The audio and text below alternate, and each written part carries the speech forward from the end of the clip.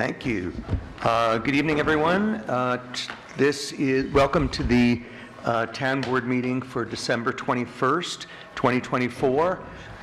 We're starting at 6 p.m. Because we're going into executive session, and then we will start the public meeting at 7. But we will start, as always, by saluting the flag. I pledge allegiance to the flag of the United States of America and to the republic for which it stands, one nation, under God, indivisible, with liberty and justice for all. Okay, we'll have to see about that part.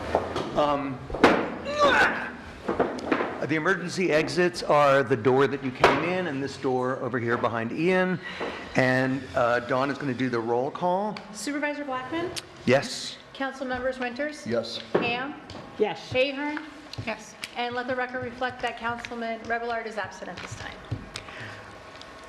I move that we go into session. I'll second. Oh, sorry. For.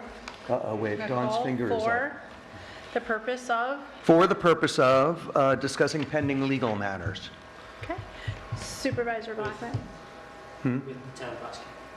With the town prosecutor and the town attorney. Okay. There you go. Supervisor Blackman? Yes. Council members Winters? Yes. Ham? Yes. Ahern? Yes. Okay. So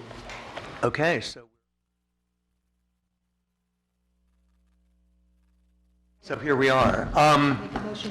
So good evening. Make the motion to exit. I move that we exit executive session and begin the public meeting. I'll second. This is really, I know. Supervisor Blackman? Yes. Council members Winters? Yes. Revillard? Yes. Ham? Yes. Ahern? Yes. Okay, well, I said this at the very beginning, but welcome all of you to our Thursday, November 21st, 2024 Town Board meeting, and we're very happy to have a big crowd. It's been a while, so, it's nice to have an audience. So we went through an executive session and we did the flag salute and the emergency exits and the roll call.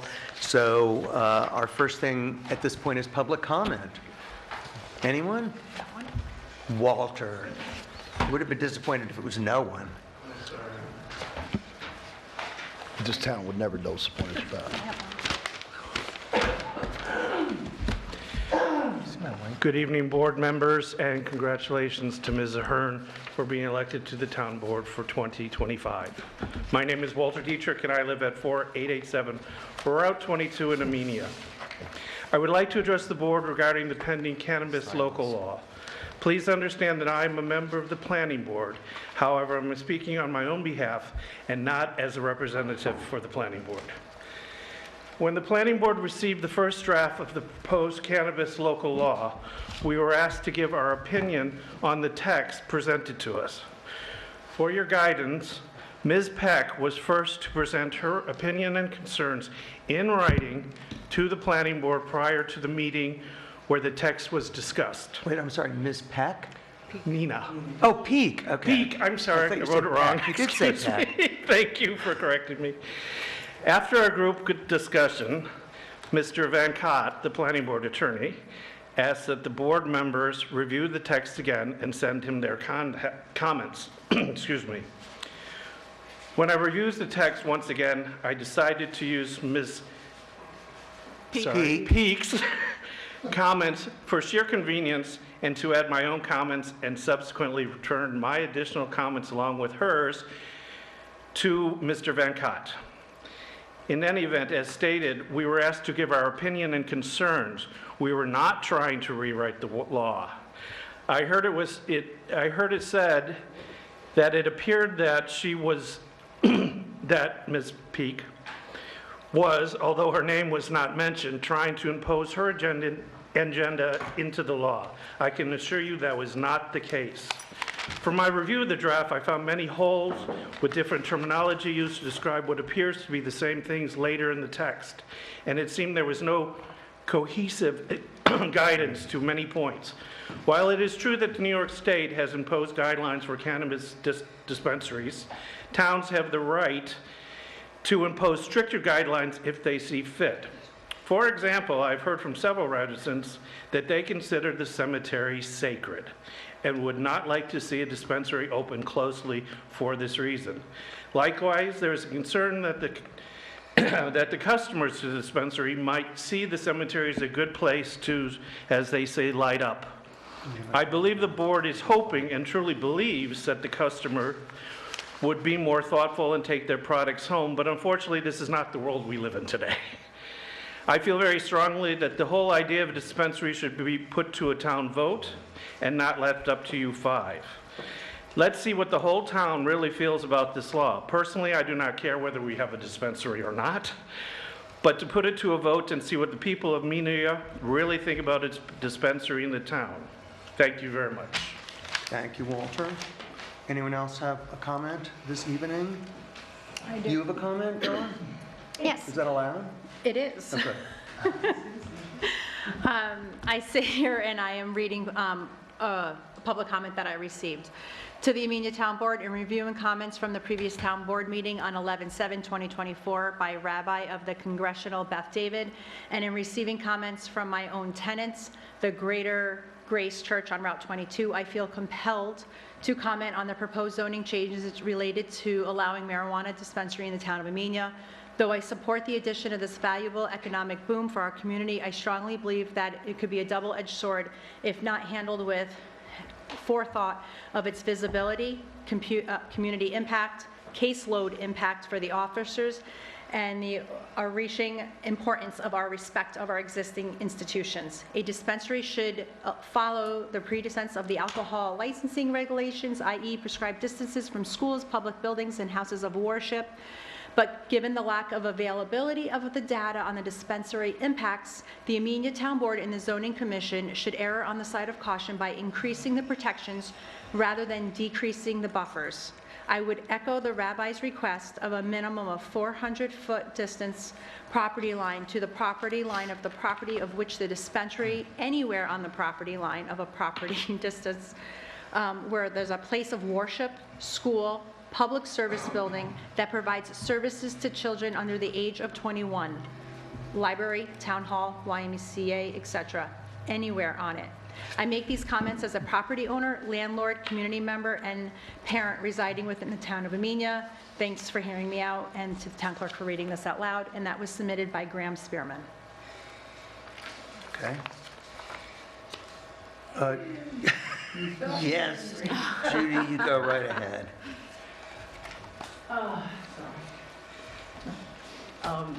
This is actually in the category of a question, too. If you pass a local law authorizing the creation of dispensaries in the town of Amenia, is that subject to permissive referendum? I'm going to let our lawyer answer that question. No, the process for this particular law, it'd be a zoning change section. Oh, The process for this would be to introduce a local law, you set a public hearing, public comments had, and if the board wants to vote, they can vote. Right, that's what I thought. So I did want to point out that without the board making it subject to a referendum, that there is no way to have it be. You the can board pass a law. do that, Ian, or is it just one way or the other? Can the board make Can it? the board actually request it be Yes. allowed to be a You- permissive? you I'm not can- suggesting I would do that, I'm just asking.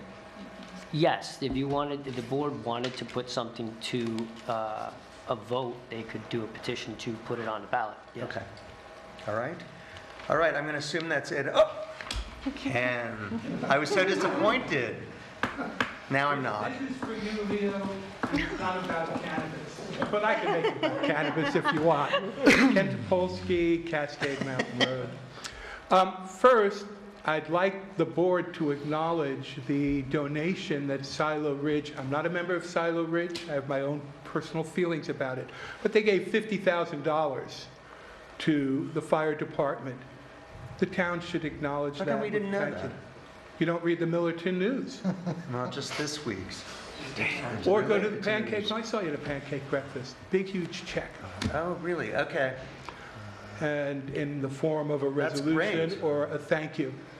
The other thing is this morning, and almost most of the morning into the afternoon, if you went to get your mail or to Les Jardins, or the parking extended down beyond there was no parking on both sides of this street. Really? But yet there was no one in the post office and there was no one in Les Jardins. And I asked Sue, what was going on, and she said it's been like that because some of the commercial entities have been using the street for parking their employees, or in some cases some cars that have to be worked on. This is apocryphal, so I would check it out, but it is really inconvenient when you have to pick up packages this time of year. And I would ask that we either come up with 30-minute parking or no commercial parking or something like that. Okay. We have actually been talking about perhaps using the constables for enforcement. I mean, the problem is that we really don't have any way to do that, except that we could extend their contract to that. And I have had someone who's called me about that, about monthly for the whole year. And I suggested she might want to take that job as a volunteer. But anyway, I think that we are going to explore that further. Okay. Because there hasn't been anyone enforcing that. Okay, thank you. Thank you. And happy holidays to all of you. Oh my God, see, I opened the floodgates. Very, very well. Sandro La Rosa, 15 Spruce. I just, I spoke with Sue many times about that, And she suggested, if they enforce me to make, to summon people, I don't know if there is any way to do that. Can she be allowed and can you make an endorsement to allow her to? I'm sorry. If Sue can be the parking Yeah. meter. Oh, if she's interested, To write she'd be tickets. perfect. I'll talk to her. Thank you. I mean, you could also reach out to the Dutchess County Sheriff's Office. It does state on that road that it is a 2-hour parking. There is signage that indicates 2-hour parking there. Okay. All right, so what's, the supervisor's report, I guess, is next. Unfortunately, it's almost as long as last time. I wanted to thank the Amenia Fire Company for their terrific pancake breakfast on Sunday, which it always is, but people in the TV audience, support them if you can. We had another water pipe break. This time it was on Broadway on Saturday, I think. We're looking to mark and fix shutoff valves using VRI, our water operator, and at the suggestion of the Water Committee. They are working on a price for that. I mean, we're looking at a much bigger repair project for the water system, but this seems to be a safety issue because they haven't been able to shut off. I mean, basically, they're not able to shut down sections of the town, so the whole thing has to be shut off if there's a problem. The sidewalk to Beekman Park, Labella, the engineers, have updated their drawings and comments, and they're meeting with someone from the New York State DOT, which we hope will make it a quicker process this time to get the approval.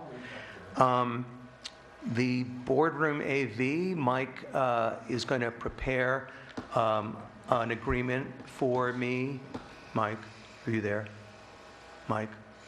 Oh, Mike is going to prepare an agreement for me so that we can have a resolution next time to vote on that and start that process. The ambulance service, we still haven't received the draft contract from the ambulance provider, so I'd be able to comment on, I mean, I'd like to sort of be sure of what we're getting before passing that on. We have a meeting next week with about the highway, with the unionized highway employees, with our lawyer, their union rep. There was a meeting this week about the highway garage with the architects or engineers. I'm never quite sure which they are, but we were reviewing their latest site plan idea, which is not tunneling through the center of the big berm along 22, but actually coming in from the side, which I thought was very clever of them. I have a meeting with the new silo manager, who I haven't welcomed to town yet, Mike Clark. He reached out to us a while ago. Fountain Square, Millbrook Bank is supposed to present their proposal for improvements to the enhancement committee next week. A long time ago, they said that they wanted to help with that, and they've actually brought in their landscape architect to draw plans, but we haven't seen it yet. Regarding the Water District, Delaware Engineering has completed their draft PAR, their preliminary engineering report. That'll get used to document the existing conditions, recommend solutions, well actually that will be in it, prioritize repairs and provide cost estimates. So when we actually get that, the finished document in hand, that's going to be really helpful for figuring out next steps. Enforcement, all of us just met with our town prosecutor to try and solve the violation issues at DOB, basically why we can't ever shut off any violations. They seem to go on for years and years, and we're trying to figure out where the disconnect is. The final budget was approved at our special board meeting last Thursday, in case any of you weren't here. I know you weren't because it wasn't this many people.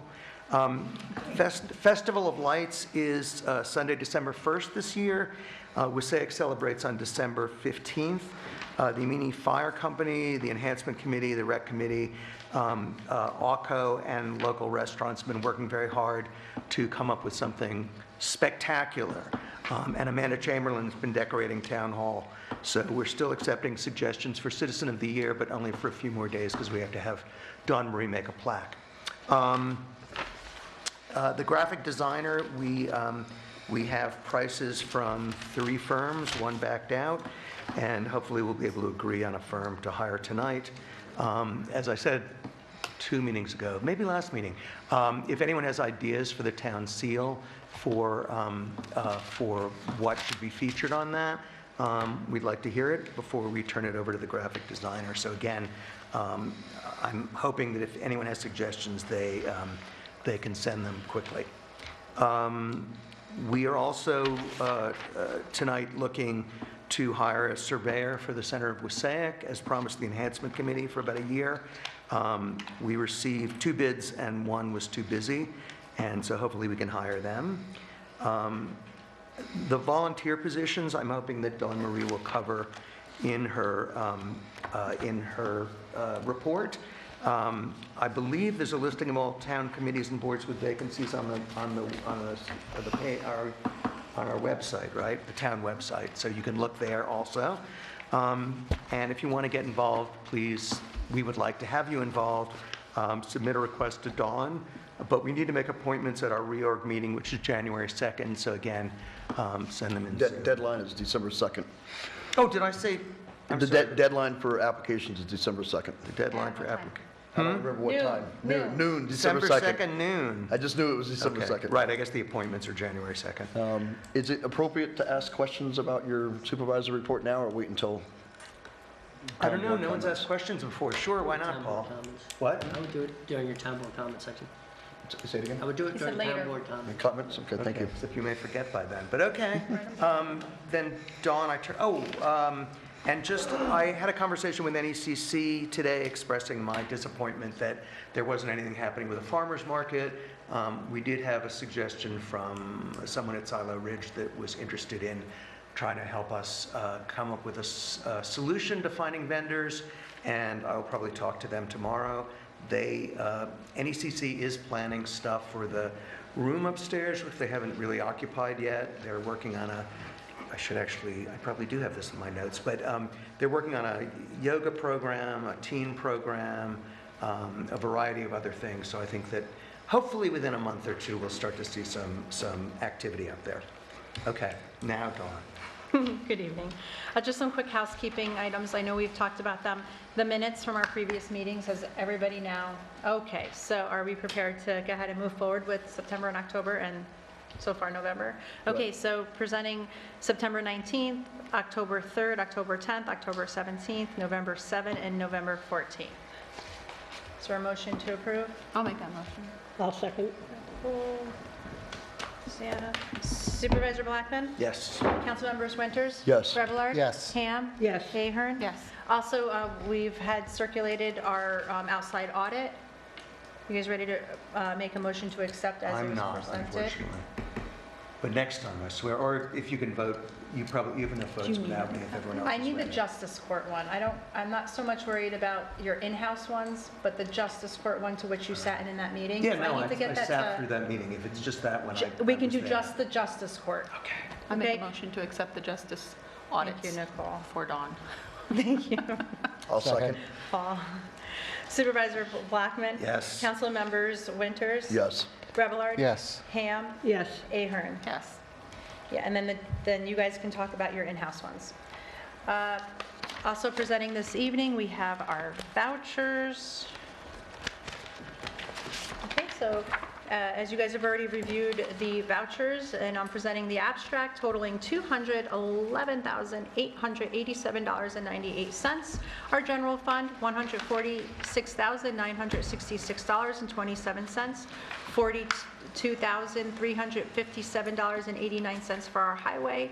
Amenia Lighting, $1,087.67. Wasaik Lighting, $418.87. And Amenia Water, $21,057.28. So this evening, I'm presenting this abstract, again totaling $211,887.98, and I'm seeking authorization for the supervisor to pay claims. I'll make that motion. Nicole? I'll second. Rosanna. Supervisor Blackman? Yes. Councilmembers Winters? Yes. Revelard? Yes. Ham? Yes. Ahern? Yes. Just so everybody does know, the approved budget has been posted on the website and sent to the county and early. So good job, everyone, and Charlie for getting that all together. As you guys heard earlier, we'll be starting our December 5th meeting early because we're going to be having interviews. And so anyone that's interested in serving on the planning board, the ZBA, as a ZBA alternate, recreation, ethics, or the Board of Assessment Review, please be sure to get in your letter of interest along with the application to me before December 2nd, which is a Monday, by noon, so I can set up those interviews. And we do have a lot of fun community events. Starting with this weekend, Wasaik Fire Company and Auxiliary is having their craft fair and vendor. So it's going to be November 23rd. So they're having their what? Their craft fair and vendor Oh, fair. craft and vendor They're gonna be fair, Their okay. crafts. Tis the season for craft fairs, I know that. I have a friend that she likes her craft fairs. So it's this weekend, November 23rd from 10 to 2 at the Wasaik Firehouse.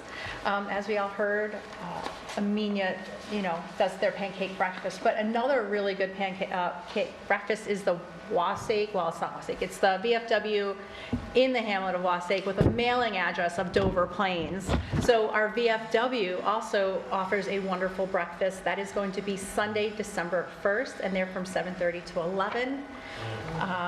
But we all know that we're super excited about the Parade of Lights coming up right around the corner.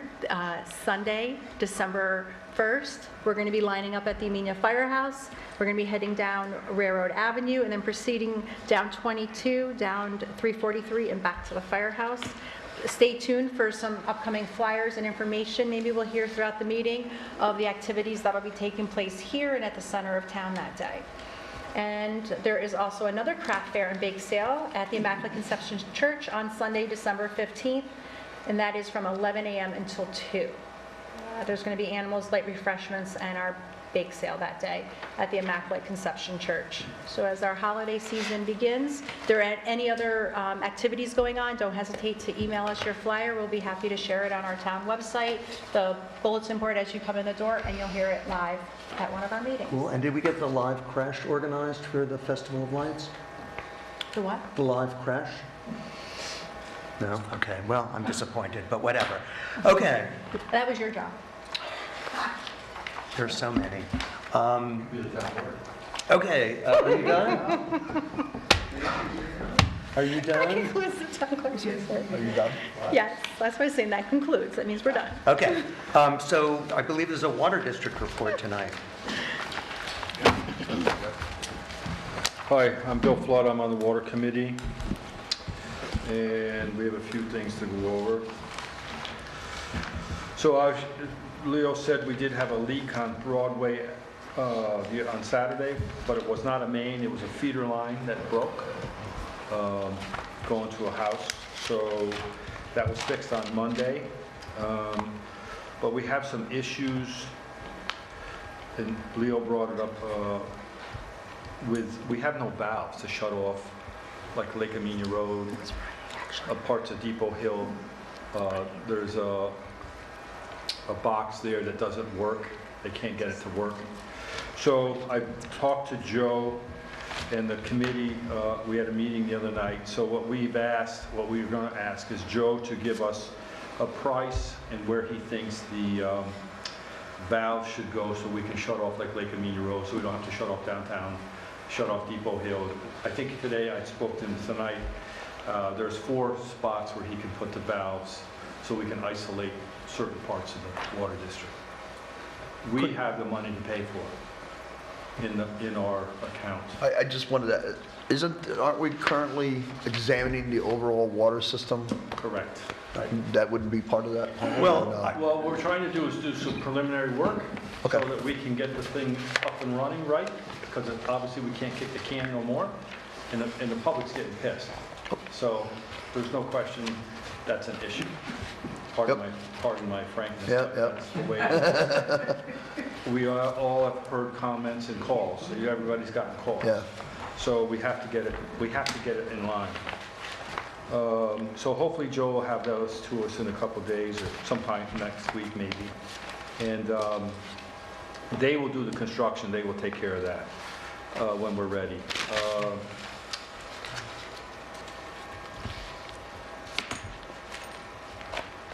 We have a water district map which is in fair condition. So we've also asked them to update as we go along. They will update that as where the valves are and where different shutoffs are and so on and so forth, so we can get that up to date. Some of the board members are concerned about the previous operator that we had that left with all the information that we don't have anymore, a blank computer, 2 wells that were fracked without permits, which I talked to Joe again tonight.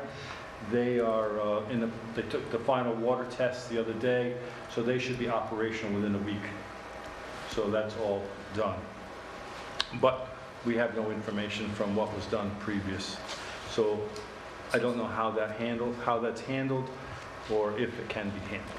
Does it need to be at this point? Well, I don't know what you're going to get out of it. So at this point, there is concern. So I'm voicing the concern of the committee.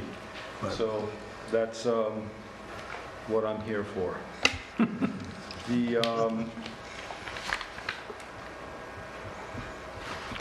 I've also reached out to, we've talked about this before, a notification system to notify people that there's a water leak. So I spoke to the village of Millbrook today and the town of East Fishkill. They use a company called Final Site that will notify if there's someone calls in a leak to VRI. They will notify them, and they will automatically send texts and/or phone calls to the public immediately, that informing them that there's a leak or that there's going to shut down water and so on and so forth. And they can do. So they just use it for the water system? You can do it. You can also do. They use it for the town highway as well. So both can be hooked into the system. Yeah. We've talked, school district offered their services, their notification system they temporarily. backed off a Oh, little did they? Yeah. Okay. They what? Didn't they back off? Didn't they say that it was too... I don't know, did they tell you that? They didn't tell me that. Don't tell me that. So the last I had Well, heard, maybe we are doing that. last I had heard, Weavetuck School District had offered their notification system as a temporary basis until we, as a town board, were able to find a solution. Maybe that's something you could We reach could out. do this right. This could be done. I called them today, so they're going to call me today, the next few days. Weavetuck, you're saying? No. Oh, this the company. operator. So I'll quote. It's somewhere Okay, around- well, okay, I was just saying, Yeah. but their system is in place and they're offering it to us for free? It could be something that we temporarily we have use. to pay for it. It Oh, wasn't- okay. Nice try. Oh, well, Unless we embarrass them during this From video. what I'm told, it's about $4,000 a year to do this. So that's not too bad. it's not crazy. And we have the funds. The water district has put over almost, over 150, 175,000 in the bank since VRI has taken this thing over. How does that happen? Because they're infinitely more efficient and they're not cheating us. Right. Oh, did I say that? Sorry. So they've done a great job. We are also working on the water rates, a new fee schedule and fees for the meters. That hopefully will be done once Delaware gets their report done and VRI. We have a meeting. Leo and I are going to meet with VRI, and then probably after the holiday, we'll go over some other stuff that we have to do. Let me see, 2 wells, that's done.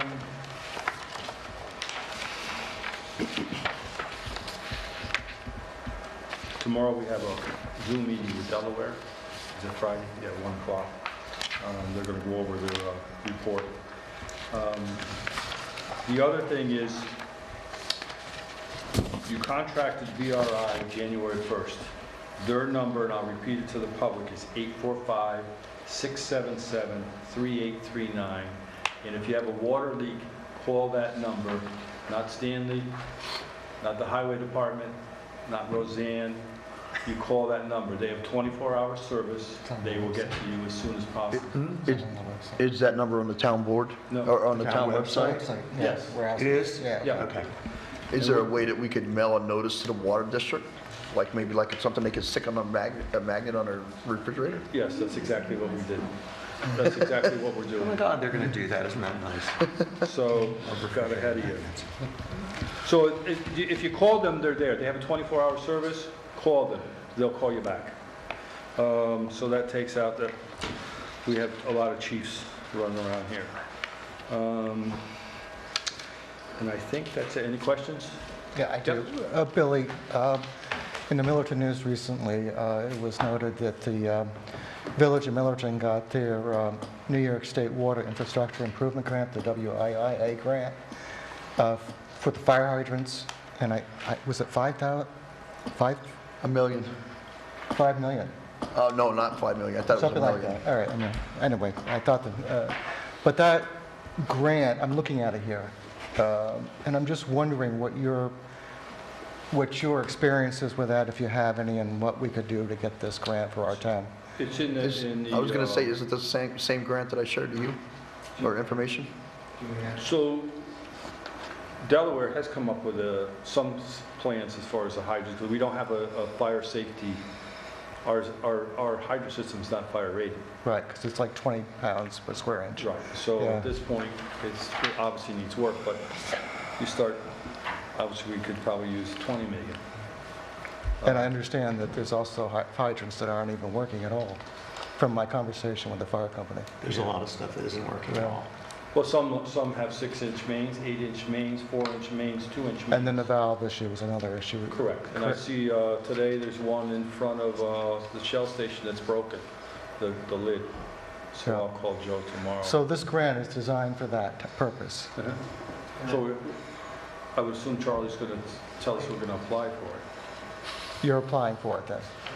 That's my question. It's an important, so, it's the WIA grant, and it's important for the board to know, the Delaware will be presenting their engineering report at your next meeting. The WIA grant specifically, and several other grants, require the town board to pass a bonding resolution to apply for that grant. So after you accept Delaware's engineering report, Delaware will need to do seeker. It will be relatively easy because all the system already exists now. But then by February, the town board will need to pass a bonding resolution. WIA's applications have historically been due the end of the first or the beginning of the second quarter. Again, on Friday, June 14th was the last one. Yeah, for example. Yeah, and the WIA will pay 60% of a project So, and probably the most appropriate funding sources for the water district would be WIA. There's community development block grant that's between $1 and $1.25 or $1.1 million.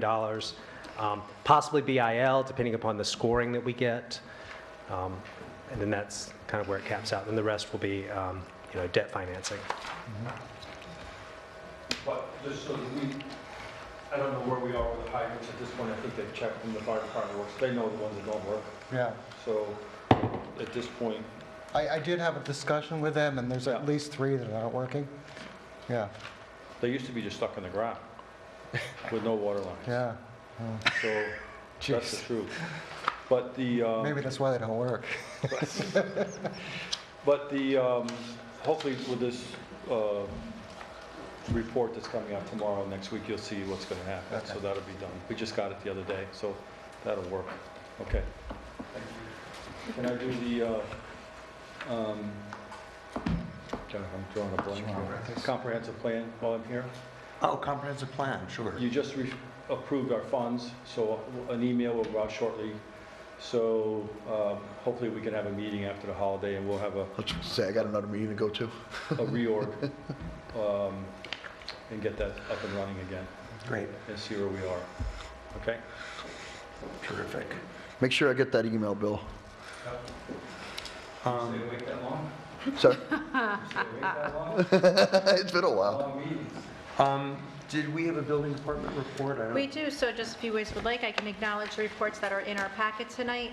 I do see that we received the payment listing for the period of 10/1 through 10/31 from Vicki Jasmine, our water treasurer. Also in there, we see that the building reports, as well as acknowledging receipt and circulation of the status of violation report.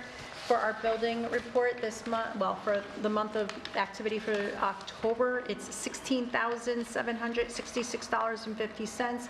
He does break down the number of municipal searches versus fire inspections and his building permits completed. Also, so you guys do acknowledge the receipt and circulation from our bookkeeper prior to tonight's meeting, our operating statement, and our balance sheets. Okay. And our budget officer is here to present his own report, but it's very nice. We have a written one as well in our packets.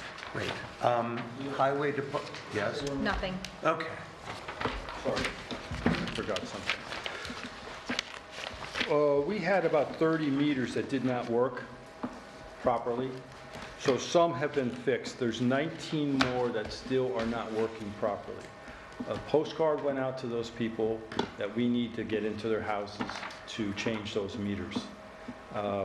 So what we need to do, if we don't hear from those people, there is a way that the water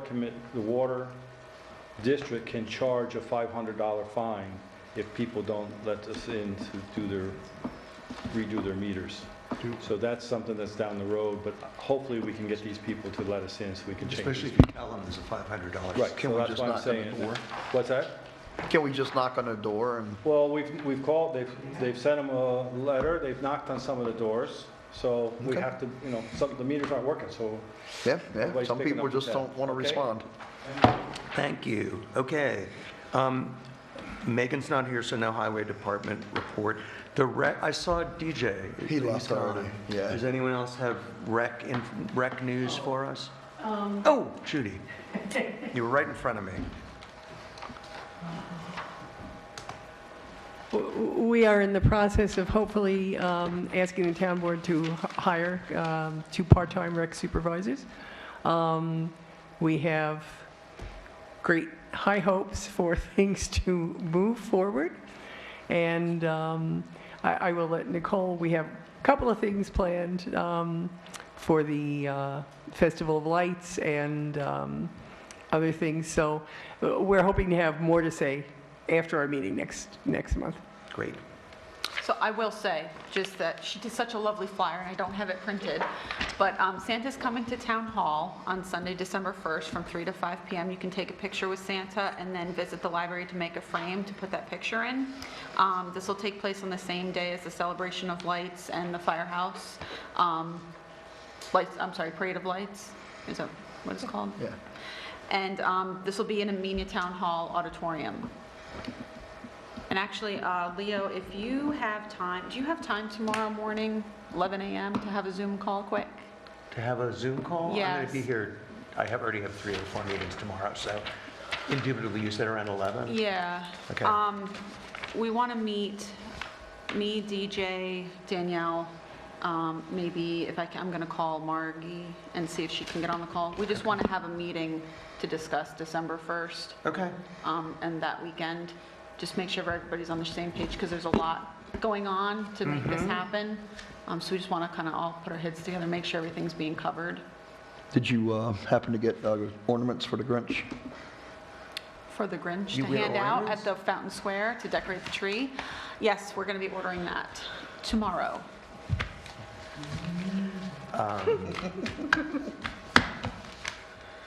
But other than that, that's it. If you can do 11 tomorrow.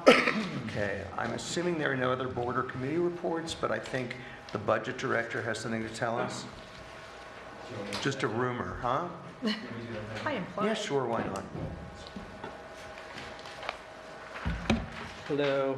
So I emailed a little bit earlier. I thought it would be good for everybody to see the, we implemented the investment policy at the beginning of the year. Well, I guess it was at the end of March. So year to date, we have earned $73,485 for taxpayers, and that is just interest on, cash reserves that we are not implementing. So I thought that was really great to recognize. And I have sent out a couple of times about the ARPA funds. So the board needs to make a decision about obligating the remainder of our ARPA funds. We received $450,261 in American Rescue Plan funds. To date, we have spent $132,950.25, and that is all of that money went to the water district for testing wells and the portion of the preliminary engineering report that'll be coming out next week. So that leaves $318,227 to obligate. Treasury has issued guidance that obligation means ultimately a contract that you have with a vendor or the anticipation of a procurement. So I had listed this in my report. There's only 2 projects that we actually have contracts signed with, and so the highway garage engineer, the CPL, is $361,488,000, and the town board did enter into a contract with Raja Construction for the Route 44 sidewalk project, which was $197,050. So I can make a recommendation, we can have a conversation, but once you obligate the funds to one of those contracts or to another contract that you feel can be signed before the end of the year, you can't reallocate those funds.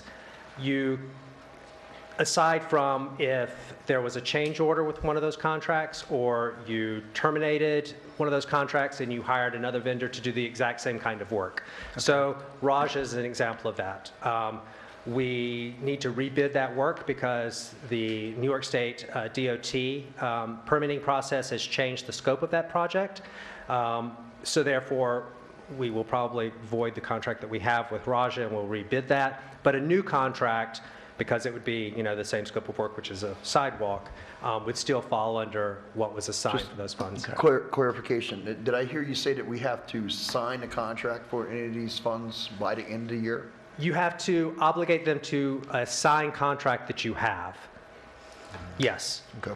So, and I have a couple of other thoughts, so I'll throw it all out on the table and then we can discuss it now or later or whenever you want to, but this needs to be actioned pretty soon. Because those 2 projects means that the money, the ARPA funds, would only go to the highway garage or to that sidewalk project.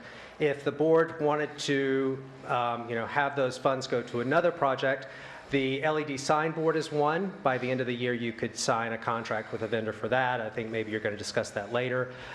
You could enter into a contract with VRI for work to be done in 2025. That would be for a certain amount of money. That would be a way to allocate funds to the water district. you could enter into a contract with Delaware based off of some of their engineering quotes in their preliminary engineering report. So that would be a way in which you could allocate funds to them.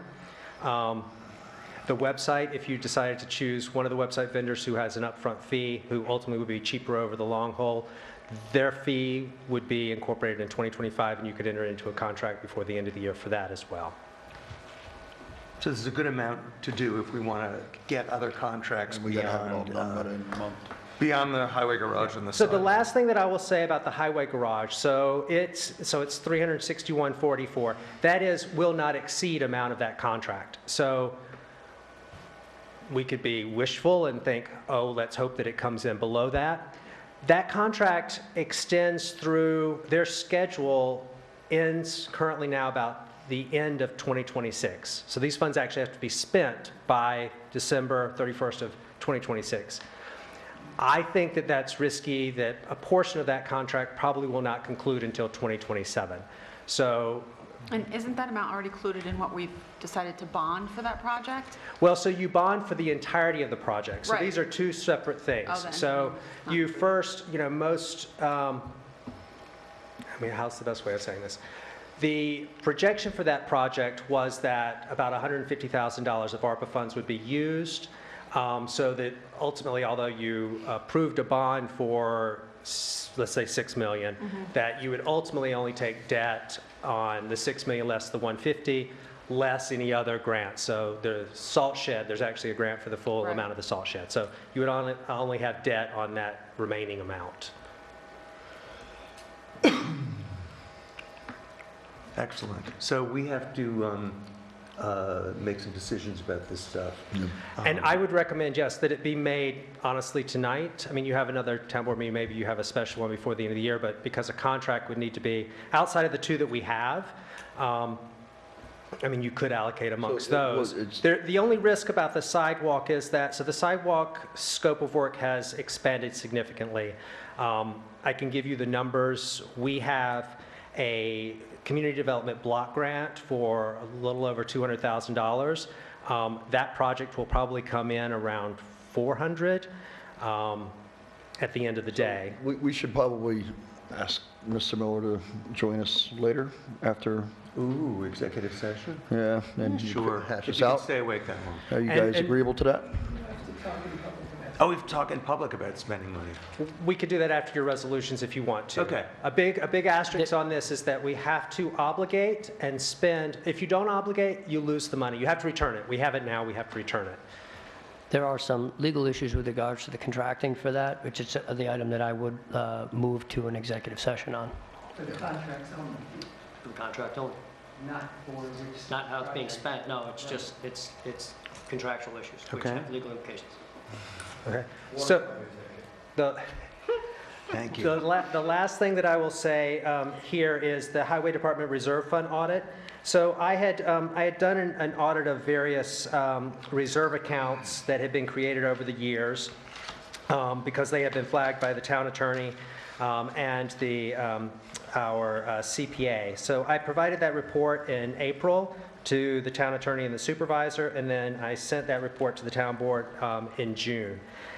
Those accounts still remain in limbo, and I know that there are some elements that the town attorney is looking to address, but I would strongly encourage the board to push that project forward. My recommendation is a consolidation of those accounts, and I know that the town attorney will give you some opinions on that and hopefully a roadmap forward. There's about $200,000 in those accounts that are just sitting there. So to go back to money not earning for the taxpayers, we're currently getting about 5% on our money, so that's $10,000 that we have forgone this year because that money is just sitting there, we're not moving it. Okay. Thank you. All right. I think that we should start with cannabis since our planner, Alicia, is here, and she can answer questions if we have them. I'm sure no one had time to read the stuff I sent this afternoon, so yes. I just want to comment to, since we're now on a cannabis thing, some of the public comments that were made here. A couple weeks ago, we agreed here publicly to do 400 feet from any house of worship. We already discussed that publicly and agreed to that. State law dictates that, that it be measured from doorway to doorway, or if a place of worship is set back from the roadway, it's halfway up the sidewalk. And then it's measured to the doorway of where the dispensary might be. We researched this with the town lawyer, and it's pretty straight, clear forward on how, the state laid out how you measure the distances. To get into the weeds of that and trying to change that, I feel like that we would open ourselves up to lawsuits unnecessarily for, 25 feet. So I think we should follow the state. Yeah, I'm not convinced, because I just think it's incredibly complicated to measure a doorway. I mean, some of the sites don't have, like parks, for instance, don't have doorways. Right, so you measure it from all right, so if you're talking about the basketball court down here, you would measure it from the corner of the property of where the fence is and where it meets the moors. Okay, so it would be measured from both corners, basically? Yeah, and go from there.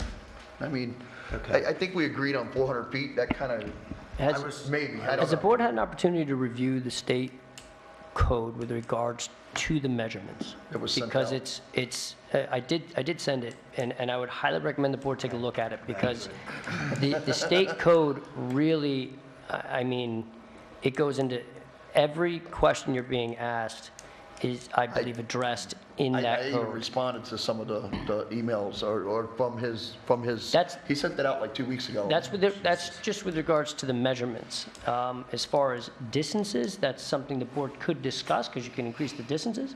But as far as the measurement, I don't say this often either, but I think the state did a good job on it in their code. It's pretty extensive. Okay. I know for me personally, I thought the intention was, we're going to set amount of distance from whatever we want to protect, and then we just follow the state law, because the state law is pretty detailed on what you can do and what you can't do, and how many parking spaces you need to have, and you got to be over 21, and what kind of lights you can have and you can't have. It's already all kind of there. It doesn't need to be overly complicated. Are we going to address the cemetery issue? Because that came up again tonight. I'm going to keep my If mouth we shut say on that. 400 feet for everything, it's 400 feet from the cemetery. Well, no, that cemetery is not a place of worship. No, it's a cemetery. Right, but I still don't believe that we need to include a cemetery. Okay, well, I think the guy that was weeping in my office, I think I would, I take that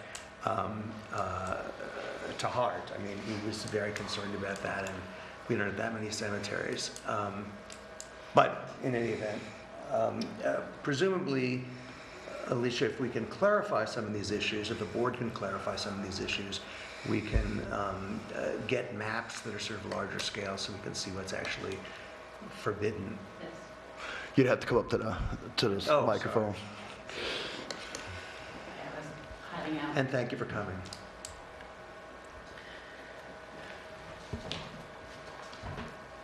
Okay.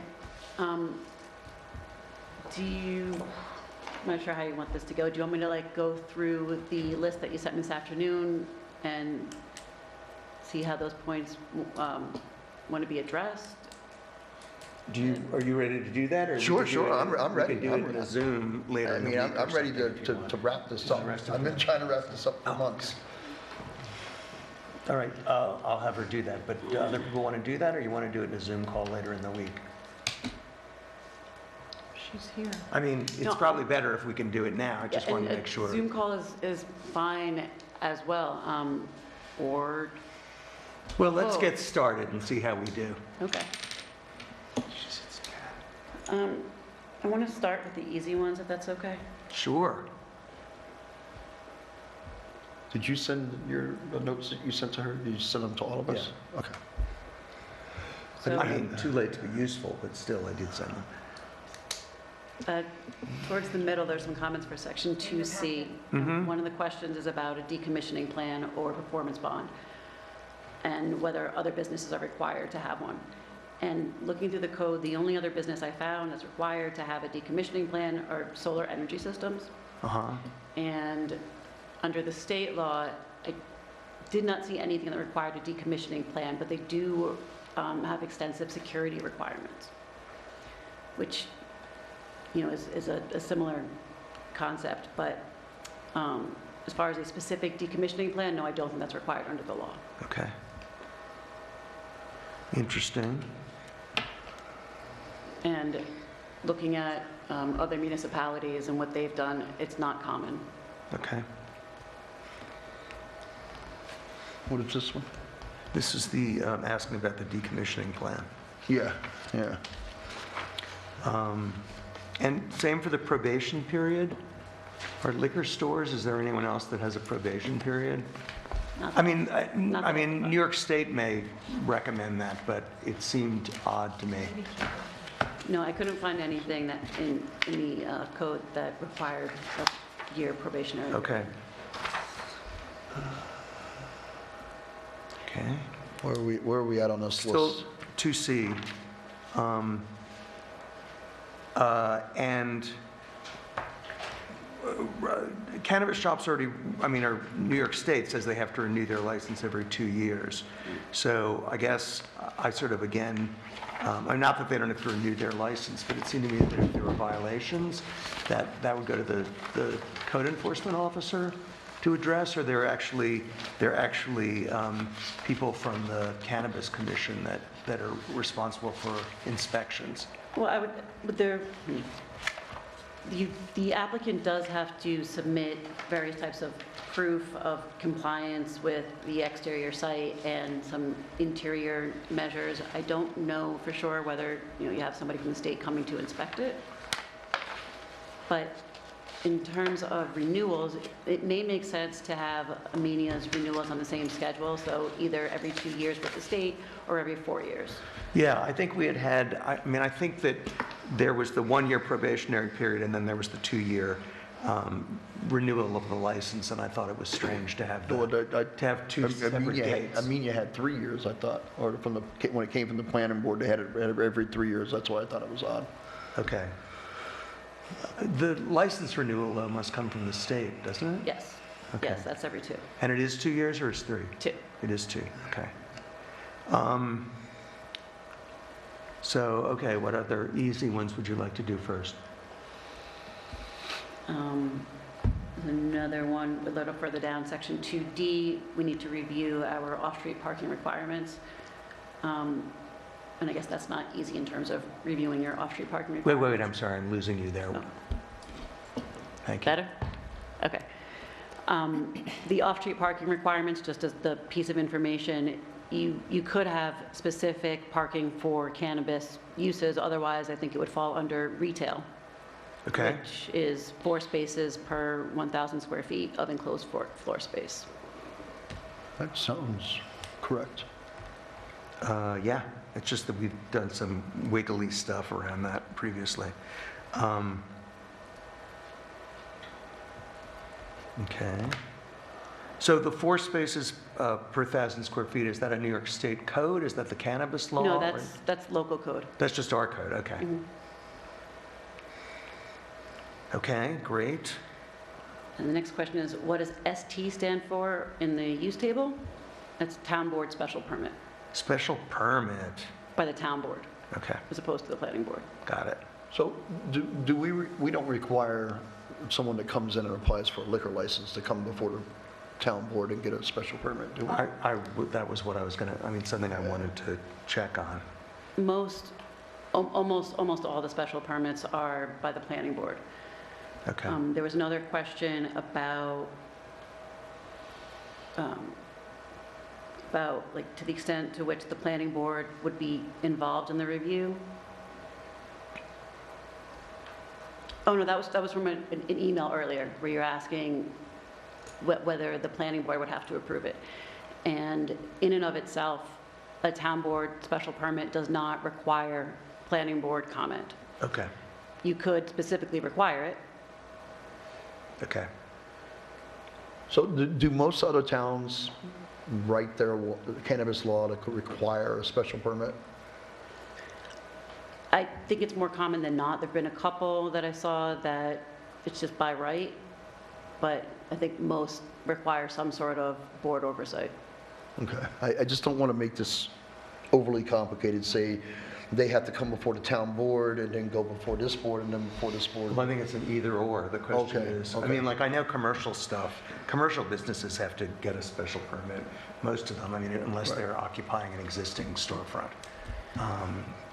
And the But referral to otherwise- the town board can just be, referral to the planning board could just be a referral that the applicant wouldn't have to go before that board. Okay. You can just send the application over and ask for comments.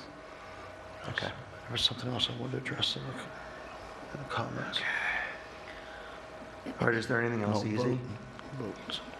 Oh, well, 2C, why don't we? Distinguishing between minor and major projects. I know that that for secret that's used, and I know the planning board uses that. Does that have any relevance here? It could. It's minor versus major is mostly by the size. Let me pull those up so I don't Okay. say anything incorrect.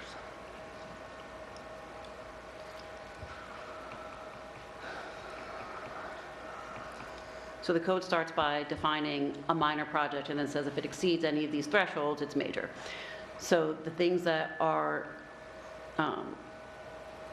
minor would be like multifamily dwellings below a certain size, construction facilities, non-residential construction facilities under 3,000 square feet.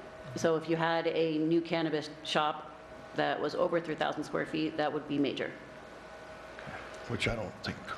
And that's for new construction though, right? Right. Yeah. Alteration of existing structures or expansion of such structures by 1,000 square feet. So that's the threshold for Okay. expansion. Reuse is 5,000 square feet. Okay, that's helpful. Or another one is a structure that's 80 feet or higher. That's, A structure that's above 80 feet. okay, I see. Very, very tall cannabis shop. Yes, seems that way, unless it's just a chimney. Okay, well, that's helpful, thank you. So the door-to-door is the way New York State measures it, and would that be your recommendation? Yeah, I think that the simplest thing to do is to refer to the state law wherever possible. So Yep. unless you want to change or increase the requirements, I think the simplest thing is just to refer to the law. Right. Yeah, I mean, that always seemed to me helpful, just in case they change the law, that we're still, okay. The issue about 25 miles between cannabis farms, I was trying to remember how big it is across the width of Amenia. 25 miles between cannabis farms. That was in, So- Is that for micro business? Resident- You mean the micro business law? Yeah, I think it's The micro. micro business law states that anyone that has a micro business, Right. they can sell their product within they can open up a store within a 25-mile radius. oh, they can open a store within 25 miles 5-mile of the radius, farm. Okay. yes. Okay. Yeah, there's no, they're not saying that you can't have a one farm, yeah, Got it, no. okay, Yeah, got it, it was got a it, got it. radius of how far they could open up a store. Okay. They can either open it up on their own property or within a 25-mile radius. So Got if it. someone opened up a store here in Amenia, Yep. I mean, say someone got a permit a license to grow here in Amenia, they could take and open up a store in Pine Plains, which has approved a dispensary. Yeah. And sell their product there, and Pine Plains would get the tax benefits while we wouldn't. Got it. Okay. So the first question in section 2D was a little theoretical, and it's probably not worth discussing that, but are there setbacks in the local code, again, for any other business, adult entertainment or liquor store or anything? In terms of like a separation requirement? Yeah, separation requirement. I just sort of want to know what this is modeled on, and whether, Well, Yes. I mean, the state has minimum separation requirements from the sensitive sites and also from other dispensaries. oh, So Okay. that's where that comes from. But I'm just asking if that's used anywhere. I mean, like if that's, I guess if it's in the state code, it just, I mean, or if it's in the cannabis law, then we have to accept that. And it's common for liquor stores. Oh, really? Yeah. Okay. That makes me feel a little better. Did someone send you the note that we had agreed on 400 feet from? Yes. Okay. Yeah. And There is was everyone all right with that, or you Well, would yeah, well, want there was the one thing, though. So it has to be 500 feet from a school. That's right? in the New York State law? Or youth facility in New York State law, right. Huh. Will you just verify that, Alicia, so we are clear on that? Yeah, I think that's another case where we need to refer to state law in that language. Yeah, so Yeah. the distances that are in the draft Amenia code are, I don't know if they are the same as or more than what's required under the law, but there's nothing in the draft code that's below. So 500 feet from the school grounds, I think that's the same as what the... That's what the state requires. yeah. So that's that is in fact the. But so also, That would make it what worse. Rosanna's pointing to is in that same sentence from the state, it says 500 feet from a public school or a youth facility. So what is the definition of a youth facility? I will double check, but I'm pretty sure that it's 200 feet from a public recreational facility where the primary users are 17 years old or younger. So but we're saying 400 feet. Right, so We're above. increasing that. I Yeah. thought the 500 feet was in that, with the state, I thought it was 500 feet from schools or youth facilities. I thought that was all together.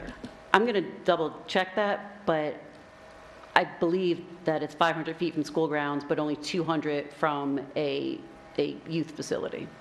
I had sent, there was requested amendments to the law. That specifically was one thing that was changed, was the definition of a public youth facility, and there was some commentary on it. I believe I sent that to the board. If I didn't, I'll try to circulate that again, because it helped define it a little bit better, because it's vague. But I do think that it's like a public youth facility that's primarily used by, or anticipated to be used, or likely to be used by individuals 17 years or younger. That's kind of what the gist of it was. So I think what you're trying to say is that a public park would be considered a youth facility? Is that what you're trying to say? youth facility. So, but that wouldn't be, then you would exclude everyone that's 18 to 95 that also uses that public park? Exclude them from what, I'm sorry? Well, I mean, you're saying that that public park is only for people under 17 years of age. No, that's not what I'm saying, and that's not what the definition No, says. she's saying that's where she wants to use those guidelines of how far you have to be with a dispensary. That's all. I understand. So the likelihood of somebody being on the basketball court is somebody that's 17 years old or younger. Don't see many 65-year-old people playing basketball. That's the point. I'm not talking about excluding anybody, but the youth facility, and Ian, we discussed this, is a place where the expectation is it will be mainly used by those 17 years or younger. The basketball court being an example of that. A basketball court is used by all ages of people. When I drive by there, I see people. Including 17 and Yeah. below, which is where she's But- saying this should be over. I think we're making this too difficult. Look, okay, I'll be quiet. Well, if we throw youth facility in with school, then it's not. So we say school or youth facility, and then have it 500 feet, 400 feet for everything else. And as far as the cemetery is concerned, both cemeteries are basically surrounded by swamp. So nobody's going to build there probably anyway, so. If it's that important to the community or to you, I really don't care at this point. I mean, you worn me down after 11 months. I'm being told now that all these delays might possibly be costing the taxpayer more money. You guys have at it. I'm sorry, what delays are costing the taxpayer more money? It's from the emails that I was seeing from our planner, that she was saying that there's excess costs now. I think it may be a better exercise for the board if they identify where they want these locations to be and then reverse draft it. So Well, you that's draft, what we tried to do from the beginning, but here we are 11 months later, well, having the same conversation. but I think at this point, we're talking distances without really knowing what that does to the locations. I think we have to go back to where our locations are, and I think it would be easier Right. for our planner to know, to draft it in a fashion that would match the board's desire of where they Because where they'd like to basically see what we it. said, Paul, is where we don't want it rather than where we do That's what we want it. did say, but now but for some reason, we've continued this conversation for 10, 11 months. Because I don't think anyone has said where they do want it, other than Fresh Town Plaza. I mean, we've talked about where we don't want it in terms of Main Street. Yeah, But are there other places, I mean, is that the only place? the only other place that I could see in the zoning that it would allow it would be either, say, on the other side of 22 on the red light, going towards 44. Dills or Page Lumber, that little strip right there of businesses, or out by Fudgies. Well, there were some further afield too in their map. That's what I just thought. Well, I think It's it's worth- because you're talking about the one that they're showing all the way out by that train station? Somebody's gonna build a brand-new building out there at the train station, and, because that's zoned for commercial. Right. I don't think anyone's gonna build a brand-new building. I think that's probably true. But I think, where do we want it to be? I think it needs to be as close to the center of town as possible, so that we can draw foot traffic to the center of town, so that these people would spend money at other businesses. I agree with you, that's what I've always said, but not on Main Street, right? Which we, The problem with having it on Main Street is a parking issue. We heard tonight But that we- there's people parking up and down the street, and during broad daylight, people cannot get to the post what we office. consider to be Main Street, right? We've solved Main Street with both the library and Beekman Park. Nobody can open anything up from 22 to Mechanic Street. So if you're talking about the place that I think you're talking about on north, or I don't know directions, going on 44. Right. If you're talking about, You and it mean the has new its place own that they parking renovated? lot, that it has its own parking lot, then that's not a problem. Yeah, that would be an ideal location. So if it has its own parking lot and it's in a location, that's fine. My concern is creating, foot traffic is wonderful, but, you know, we So- already have demonstrated that we have a traffic issue. All I'm trying to say is what we currently have in place, 400 feet from a public park, 400 feet from a library, 500 feet from a public school, solves all of your concerns. And we can move forward with this and be done with it. I also wanted to back up onto the public comment section. When someone asks for a public vote, I would remind the community that this town let 5 members up here on the town board vote whether we opted in or opted out in the first place 2 years ago, because I came up here and spoke against them opting out. You mean the last time it was brought up? Yeah, not this town board, but the previous town board.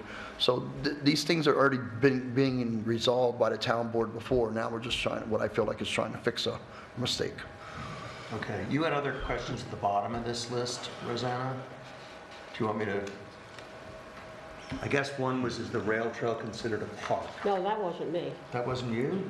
Was that you? No, I never asked that. I wouldn't ask more It was questions. you, to it was make- Brad. I wouldn't ask more questions to make it more difficult. Yes, it is a park. I would think so. It's owned by New York State Parks and Recreation. Oh, really, the whole thing? How about that? You could include a list of known parks. You know, if you're not sure where, if you're not sure how to clearly distinguish between, you know, a playground or a park, actually those would have the same, but if there's an issue of clarity between different types of uses, you could have a list that says these are the known places that we have that fit in this list, and if something comes up that's not on the list, then that will be up to the reviewing board. That sounds Makes sense. That sounds reasonable. Okay. Yeah.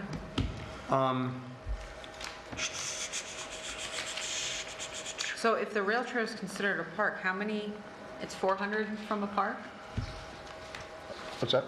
400 400 from a feet? park, except unless, No, it wasn't a park, it was a youth facility. right, so is the rail trail a youth facility? I wouldn't think so, because Oh, the majority, okay. because the expectation is not that it will be used mainly by those people under the age of 17. Okay. So I would not think that the rail trail would be considered a youth facility. Okay. That makes sense. There were a few questions, or suggestions about the maps, Alicia. Just, again, the areas where you're sort of suggesting that that dispensaries could go, according to our code, it would just be good to have those larger and without the aerial, so we know what lots we're talking about. I guess that was one thing. And one of the areas that looked like it was available for dispensaries were portions of Mechanic Street and Broadway. And I didn't know whether, since those are primarily residential streets, anyone had a problem with that. Say it again. On the maps that they gave us, parts of Broadway and Mechanic Street, parts of that were actually zoned in a way that there could be dispensaries there. Yep. Do we have a problem with that, since those are both residential streets? Well, Mechanic Street is not a residential street, it's 50/50, I believe. Yeah, Okay. between the garage. There's business, yeah. there's a lot of Yeah, businesses down that. Conklin's, Dollar General. Yeah. Okay, that's true.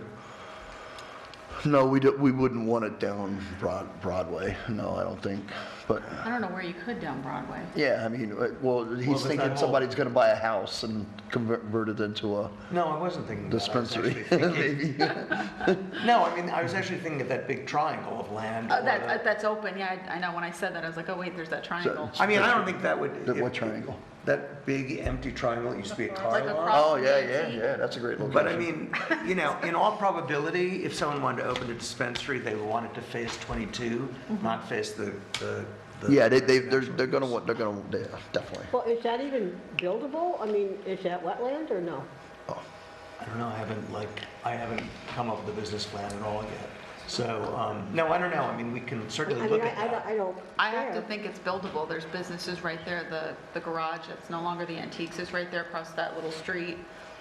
Yeah, well, anyway, we can look on parcel access and find that out. So, I guess just to go through the remaining issues, okay, well, there was the question about the planning site plan review, and I guess we just use our code to clarify that?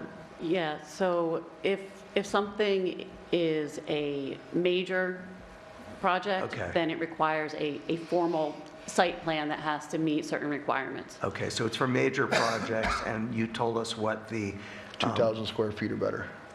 But minor projects require what's called in the code a plot plan, which is very similar, right? just without such stringent requirements. However, both of them have flexibility. So if you have a project that's a minor and the reviewing board says, all right, these are the code requirements, but we need to see more. We need to see more than what's here. Right. You can do that. And by the same token, if you have a major project, but the reviewing board says, I think this is more than we need, you can waive some of them. So there's a lot of flexibility. So what would you recommend? I would recommend keeping, like, not putting cannabis into one or the other, but letting it follow what's in the code. Based on the building sizes, yeah. Okay. Cool. There were definitions in two separate places. Yeah. And I thought it would be clear if they were combined, but I've also seen in other codes 3 types of dispensaries listed, and I was kind of curious as to, I don't know that it actually, I thought there was some allusion to a different kind of dispensary in the definitions, but I could be wrong. I may be thinking of a different code. In the beginning of the dispensary law, state law. I mean, like, there was a 3 different- medicinal one, and there was, I mean, it was very specific, and it seems to me these dispensaries are pretty general. I mean, they're not just for medical marijuana. They're not just for, so it seemed to me that separating them seemed very strange to me. But you're saying you don't think it actually is, at least not in the way what you wrote here. In the beginning I'm of not sure I of understand the local law. question. I'm sorry? So the question is, why are there definitions in multiple places? No. The question is, are there definitions of different types of dispensaries? Because my understanding is that we wouldn't need that. There was like medical marijuana and something and something. I want to look into that. Yeah. I'm pretty sure I know the answers, but Okay, no, that's totally fine. I don't want to misspeak, but No, it's totally fine. I just thought it was really weird in another code I read where they, listed them separately, but it seemed like they were all treated the same way. between retail, adult use retail and medical? Medical, and there was a third one that I can't even remember, but, Okay. Right, do they all fall under dispensary? yeah, I mean, they're all I dispensaries. think so the I thought that medical, was- I think there are different rules for dispensary. Not for dispensary, for medical. For medical? I'm hoping it's all the same, because otherwise it's like unbelievably But I think complicated. there are different codes for that. If I looked at it correctly when I was looking through it, most of the codes that we've been talking about are for adult use, recreational dispensaries. But I believe there's a special code for medical. All right, well, would you just double check that? Because Certainly, yeah. if there's a separate code, it seems very complicated. But we're not looking for a medical. No, but if someone wants to open a medical dispensary, they have to follow our cannabis law. Well, correct, but they would have to have like a prescription and, I mean, isn't it? Yeah. I mean, I don't think it's going to happen, but I just think we need to decide how we want to I'm handle hopeful it. they all fall under dispensary and Yeah, they're I mean- regulated in a different way. At one point, you needed to have a medical card, yeah, in order to buy it, but now you don't, so it I doesn't see. really matter whether it's What is Yeah, called medical, yeah. I think that's kind of gone out the window in New York State at this point. And I think the application process, we had talked about just follow the rules of the New York, I mean, like, we don't need to repeat all of that if we can avoid repeating it. Yep. And, yes, and we had a suggestion from a planning board member that we say follow the zoning laws of the town of Amenia unless superseded by New York State cannabis rules. I think that's Does fine. that make sense? Yeah, I mean, that's does that make sense to everyone? Okay, then that's all I've got. Does anyone have questions for Alicia? Everyone's good. Thank you for your patience. Yeah, thank you for your Yes. patience with No, us. course. Is Those there were not the is easiest. there any further questions that you need resolved or answers to be able to wrap this up? I won't know that until I start doing it. Okay. I mean, I'd like to say I'm set, but whenever I say that, I regret it. Okay. So, Okay, well, a few things that weren't clear, I guess, just let us know, and then Okay. we can figure out what to do. what I would like to do is send the board my notes of what I understand the changes to be. Right. And then Go from implement there. them. Great, that sounds lovely. Cool. All right. All right, thank you. Have a good night. Don't tell me this is over with. All right, we won't. Well, the marijuana maybe. That's but what I'm the saying. meeting Don't is- tell me this is over with The meeting is not. after over. all this time. Okay, let's see. All right. Okay, does anyone need a break? Yeah, I could use some more water. I thought I could use some What's water. that? Do what? We cannot, we are live. You're on live television. Oh, we're on live television. Well, we can't bring them with us. Okay, so never mind. We'll just leave if we have to. How about that? We'll push through. Okay. So, thank you for that.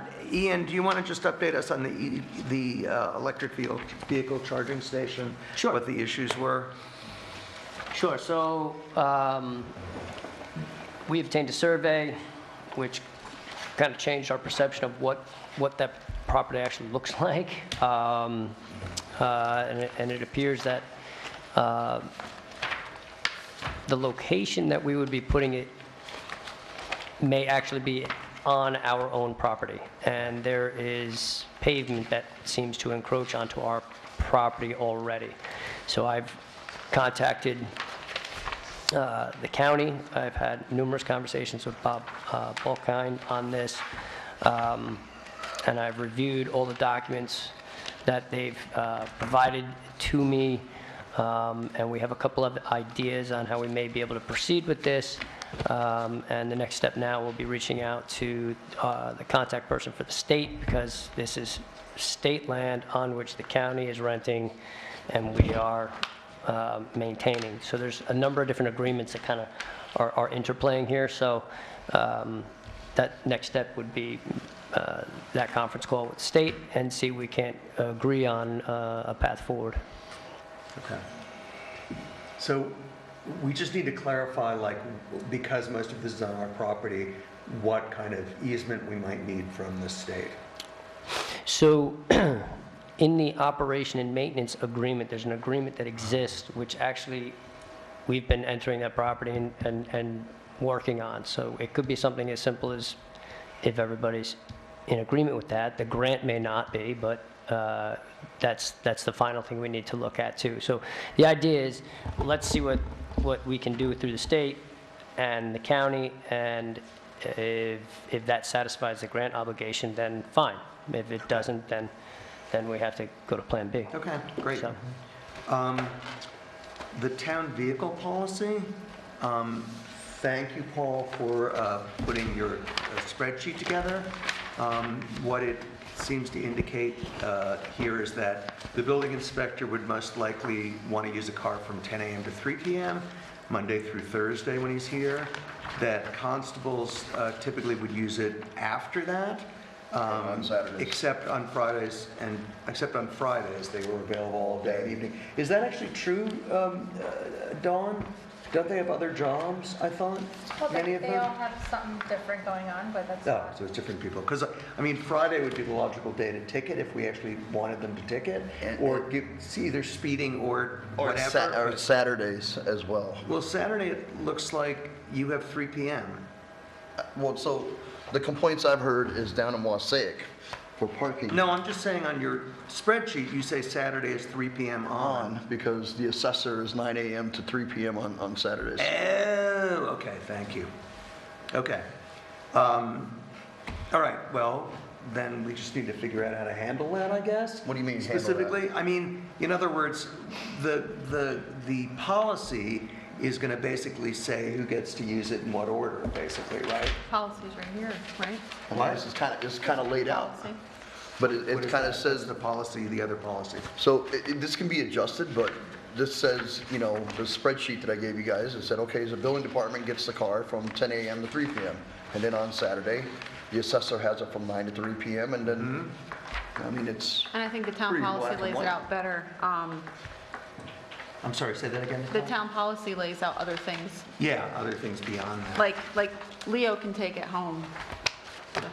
I can take it home? It says, yeah, only the following job titles can take home a town vehicle without additional authorization from the town supervisor. I'm really attached to my car, but thank you. yeah, but we wouldn't, No, there's things in here that I clearly, like, we have to determine the availability, like if our maintenance guy needs to get something at Dill's, presumably he could get it before Mike takes it. I mean, there's just got to be a way to clarify. So in other words, if he... they have to be able, I mean, so maybe you want to create a way where they submit a request for the vehicle for the week? I don't think that the vehicle should go home. No, I totally agree with you on Yeah, that. number four, I don't think we should have that. No, I mean, I think that's totally fine, but like we have to figure out how the keys are going to be kept. Does everyone have a separate set? Does Joan keep them? I mean, there's a number of things in here that I think we just need to clarify. So Paul, just one question here. On the town website, it says that Michael would only be out from 1 to 3 for inspections from Monday to Thursday. Okay, so So it's, I'm He goes out, but he does go out on his, I don't know. All I'm saying I is- created a schedule from the Based on responses that I got So from what each I'm saying, department. Michael is noted on our website as being in office 8 a.m. to 10 p.m. and then by appointment from 10 to 12. And this is off our website. So I'm just saying, maybe that would make, and on this report, it says building has the car from 10 to 3, when in fact. Yes, it'll be- because appointments can be any time between 10 and 3. So at any time Right. between 10 and 3, he may have Well, appointments. all I'm saying is I created this, I circulated an email to all the different departments, asked them for their feedback of when they felt that they could use the vehicle, and this is what came back to me. Right, I'm just pointing this out to you, so. Yeah. In any event, I mean, I think that, like, most of the stuff that's in here in terms of driving and parking violations and getting fuel from the highway garage, which of course we'll have to verify with the highway supervisor. We don't mention GPS tracking, although we've certainly discussed it.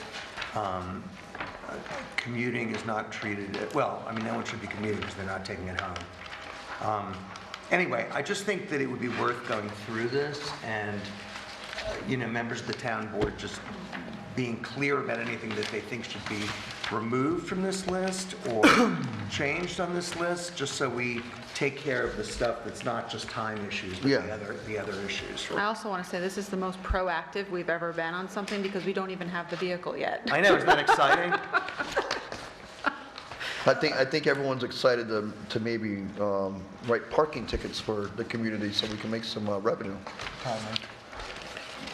And cheer up people who can't get parking spaces. Yeah, that's the other big concern that I always hear is they can't get there to get to the post office. I know, but I've never, ever, ever in 23 years had trouble finding a parking spot on Main Street. I haven't either. Except the morning that the bakery was supposed to open and didn't. The only other time I've ever seen an issue is whenever we do the music series in the summer on a Monday night. Well, that would make sense too. Yeah. Okay, LED signboard. So we've looked at this before.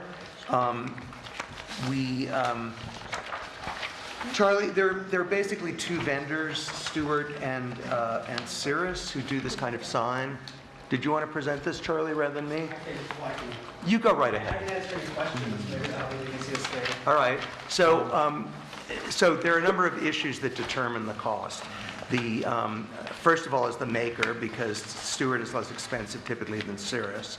The second is the resolution, like how high you want the resolution to be. And Charlie, I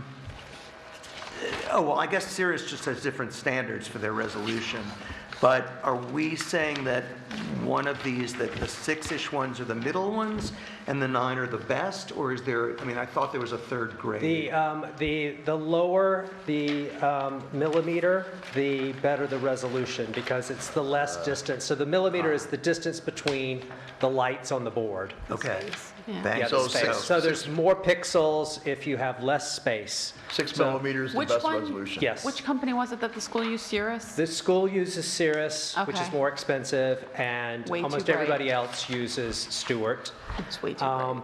Cirrus, they have modules, so they come in like panels that get put together like. They're 1 by 2s, so they have to be a specific Yeah, multiple exactly. of So that. 2, you can't be any less than 2, or it's a multiple of that. minimum of the Yeah. size. So- And then Stewart creates their signs custom, but How big, do we know how big the school, we would talk school sign the is? school sign is, I do not.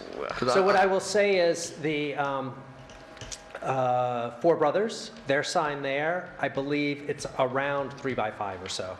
The bigger, they have several signs. I'm just but- concerned that this thing is too low to the ground and too small.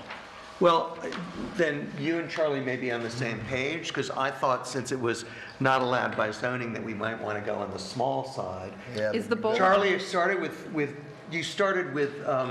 3 by 4 at the beginning, Yeah, right? so, And then convinced me to go smaller, and now you yeah, want to do. this is approximately 3 by 5.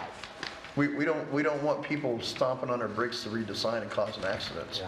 Well, we also have to just limit the amount of, the amount of words we put on the sign. So- That's the issue. I will say these signs, so typically, letters in a road that is the speed limit that we are would be 4 inches high. So you can get a number of rows of lettering. Of course, you can make them larger. And they generally rotate every 8 to 10 seconds. So because you drive by, right, and you are only there for a short amount of time for you're on the So other I'm side going to of it. assume, Mr. Miller, knowing how you are, you've done your due diligence and research, Looks like one's which bolded out. one do you recommend? Is that, That was, Oh. yeah, so my suggestion would be 3 by 5. I think it's a And- Three middle by mark. five, and 3 by which, 5. and is that the one that's Stuart, highlighted in the That's the one black? that's highlighted. Yeah, and so I said that the 8 millimeter, I mean, you could get, honestly, the price difference is about $3,000 to get, to have it as a higher resolution. I didn't have them price it out, but it's really just a few $1,000s that changes. So is there a difference between, I mean, I'm looking at a 3 by 5, and then I'm looking at 3 by 6, and I'm seeing about a $3,000 difference. Well, With the 3 by better- 6 is well- not allowed under our zone. I mean, it depends on how much we want to break in our zoning code. There's a 16 square cannot foot go that limit big. for a sign in the, But we've already decided that we're going to ignore our zoning. yeah, but I mean, the point Well, is how there much do there we should want to be, ignore? again, when you're claiming government immunity from your zoning code, we've done this before, there is an analysis that needs to be done, which we can do. But once I know exactly what the board wants, then we can look at and analyze these aspects. So where I'm trying to lead to with this is 1 foot bigger, and the resolution becomes better. Well, we can get the resolution in any size. Okay. That just happens to be the one that has the All price. right. So I will, Yes, go ahead. by the way, so 16 square feet is what our zoning code is. You can have a sign larger than 16. I think almost all of these will be larger because the sign is not just this LED portion, but it's also the header, which would say, Amenia Town Hall Right. on it as well. Charlie, is that under housing and labor? I'm sorry, what was that? Is that under housing and labor? Housing and labor. The housing and labor is is erecting the sign and building the frame around the LED part. And it would include I'm housing sorry. and labor. It is the upper part. I was of thinking that. about like housing, putting people into a No, something. no, I'm so sorry. It's on your Yes, chart. So- yes. The housing is the framing of it. So The frame. Yeah. No, Cirrus does it all one thing. I understand that, but Yeah. I've actually done a little research myself, and I don't have numbers, but that stuck out to me as some of these numbers seem high, just for building, 4 by 4, substrate with lettering on it, to be 21,000, so stuff like that sticking out in my mind. Well, so the reason being is because the most inexpensive sign housing is 2 metal posts, and these boards stuck on them. No, I just had a sign put up in front of my office building, and so I talked to that company. Does zoning allow that? is this double-sided? So, Yes. and again, I got their quotes, and what it is a substrate with 4 by 4 posts, et cetera, lighting. So, So, but that's this all wouldn't be we're 4 by defining. 4 I'm wood just posts. saying, when you look at whatever the substrate is. It's going to be a metal housing unit. Substrate could be a composite, it could be plywood, for example, that you print on, and then you have the posts. Posts could be wood, they could be metal, whatever. Right, you're right, Brad. The company that installs the Stewart signs, we push them to do wood because actually our code encourages you to use wood, Right. but they do not do that. So Right. it would be, and also to sort of fit in with the aesthetics of the town, instead of having 1 post, because this is double-sided, so it's actually a relatively thick sign. I think about it's a probably foot. 8 to 12 inches thick. Actually, it's more, yeah. So it was to have 2 posts on each side, so 4 total, so that it didn't look like, the side of a filling station kind of thing. So I'll go ahead and get a quote from them, too. I'm just curious. Do you know what company that was? Timely Signs? Okay, Yeah. interesting. Anyway, in terms of size, my feeling was to be a little conservative, but I don't know that anyone else agrees with me on that. Just Well, no, because- no. No, I do, because the schools is 3 by 5. They just fine. have theirs a lot higher in the air. Yeah. The And I feel like school theirs is is 3 by too 5? big, The school is 3 by 5? Yeah. Oh, then I can read that as I drive by, and I'm bad at seeing. Yeah.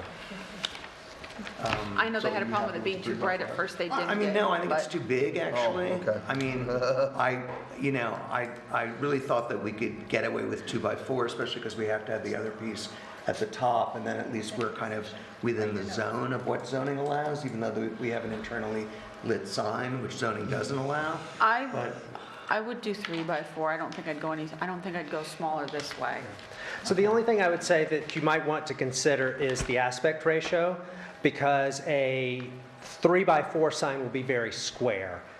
That's something for you to consider. So it will look look weird. this way because the top will also be high. So the sign itself will probably be higher than it is wide, if that matters to you. Like if you look at the library sign, it is more landscape than portrait, if that makes sense. I mean, we're going to need the graphic designer on board to sort of look at this too, so. You can also, I run around with a tape measure in my car and stop when I see something I like and measure. So I'd encourage others to do the same. It's a way to make Just use the app on your friends. phone.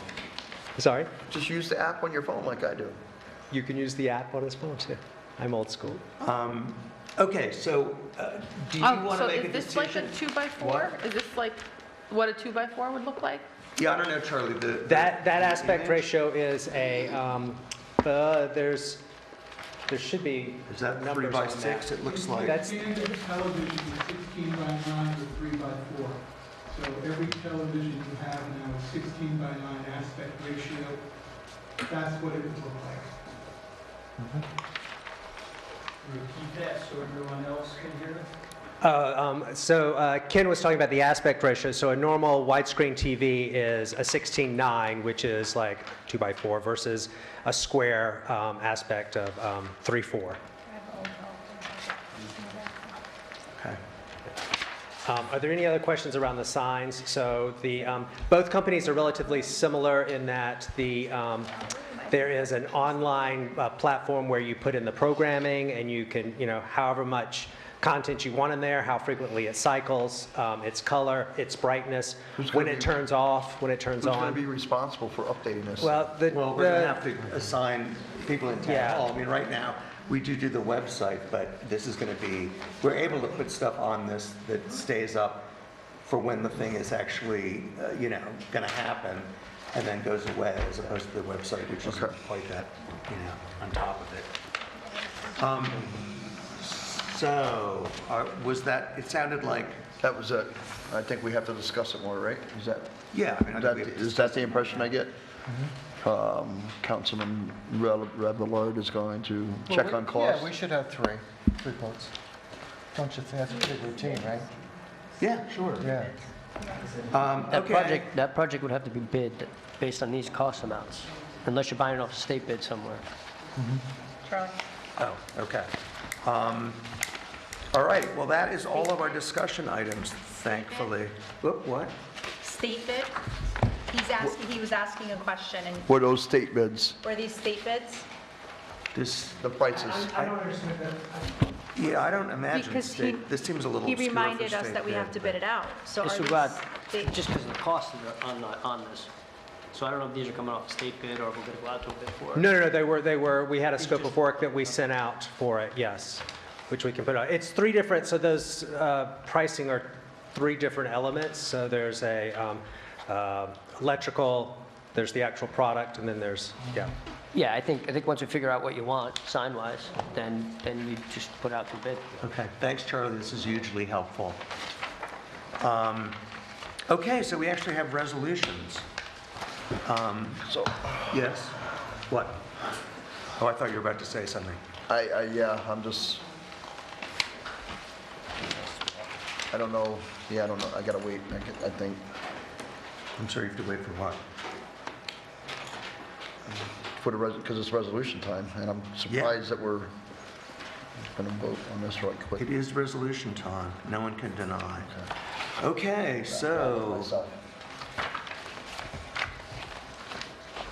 can I? Night.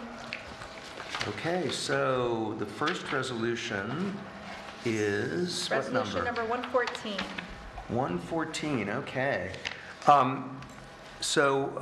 Resolution 114 of 2024, approving hiring of graphic designer for a new branding system for the town of Amenia. Whereas the town of Amenia is seeking a graphic designer to design a new branding system for its documents and signage and refresh the town seal to make it legible in both print and digital applications. And whereas proposals were requested by a request for proposal for graphic design services, and the following responses were received. The company name Eric Trott was $5,000, Rachel Kwan was $4,000, and Giorgio Baravale was $3,850. Whereas the town board has reviewed the proposals and has determined that Giorgio Baravalli submitted the lowest responsible proposal in the amount of $3,850, and whereas the services to be provided by the graphic designer to the town constitute professional services which are exempt from the bidding requirements under General Municipal Law, Section 103, and whereas the town board is desirous of hiring Giorgio Baravalli to provide graphic designer services for a new branding system for the town of Amenia at the cost of $3,850, now therefore be it resolved as follows. One, the recitations set forth above are incorporated in this resolution as if fully set forth and adopted herein. Two, the town board hereby determines that the graphic designer services to be provided by Giorgio Baravalli to the town constitute professional services which are exempt from the bidding requirements under General Municipal Law 103 and the town of Amenia's procurement policy. Three, the town board hires Giorgio Baravalli to provide graphic designer services for a new branding system for the town of Amenia at a cost of $3,850. Four, the town board hereby authorizes the payment for said graphic designer services to be paid from Dawn. Engineer CE budget line 1440.4. I'm sorry, say that again, 1440.4. 1440.4, thank you. I'll make that motion.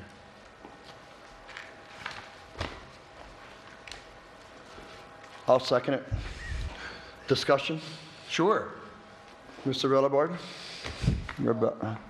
You had some thoughts on this? Is this just to create a logo? I'm sorry? No, it's to create a logo, it's to create... So we have a logo. We have a logo, and so the logo is not clear. That's the issue.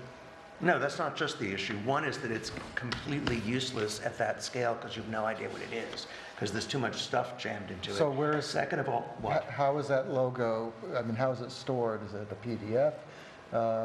What is the graphic? Apparently there's no original. I don't know if it was done before computers or what the story is, but there's not a really clear... We used to have one here, I thought.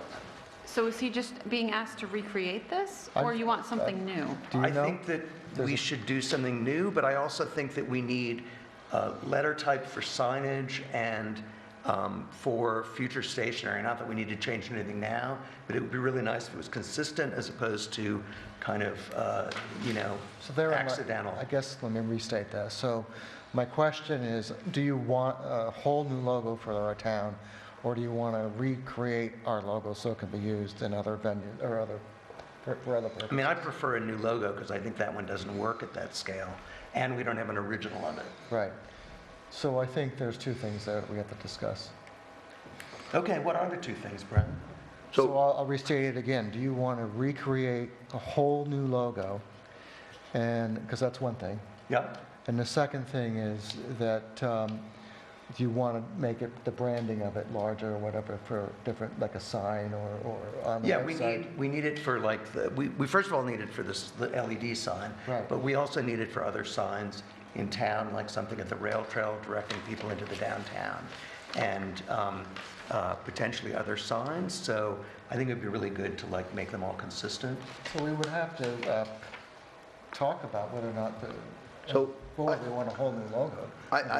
I kind of agree that the town could probably use a little updating on their logo, but I do also know that we have a tremendous wealth of graphic designers in this community, like the Finellis. Mm-hmm. My daughter, who just is completing schooling for it. I'm wondering if maybe we create a contest within the community. Rosanna had mentioned that too, to get some ideas before we hire someone. I had actually mentioned that I actually advertised that at our last two meetings, that if people had ideas, they should send them in. Okay. I just think that, I kind of believe in professional expertise. Mm-hmm. I know it's kind of out of fashion, especially in Washington these days, but I think it's really important for something as important as how we present ourselves to the world to spend, what was it? $38.50. $38.50. I think that's a very good price for the amount of work that's included in this, and how do we So as the town board would then have the final approval as a group on the new design? Yeah, presumably they would present 3 different options to the town board to look at. I wish we had thought about this before we went and had 4 new Amenia welcome signs Well, that's done. on my mind. That was the next thing. Well, actually, this is the same designer that did that. I know, but- I don't think those are, what? Now we have 4 new signs that will not have whatever new logo is done, and so then, Well, they don't have a logo at all, right? Right. The existing ones? Right. You can always stick one on. But in any event, I mean, I think that it needs to be considered in a kind of more...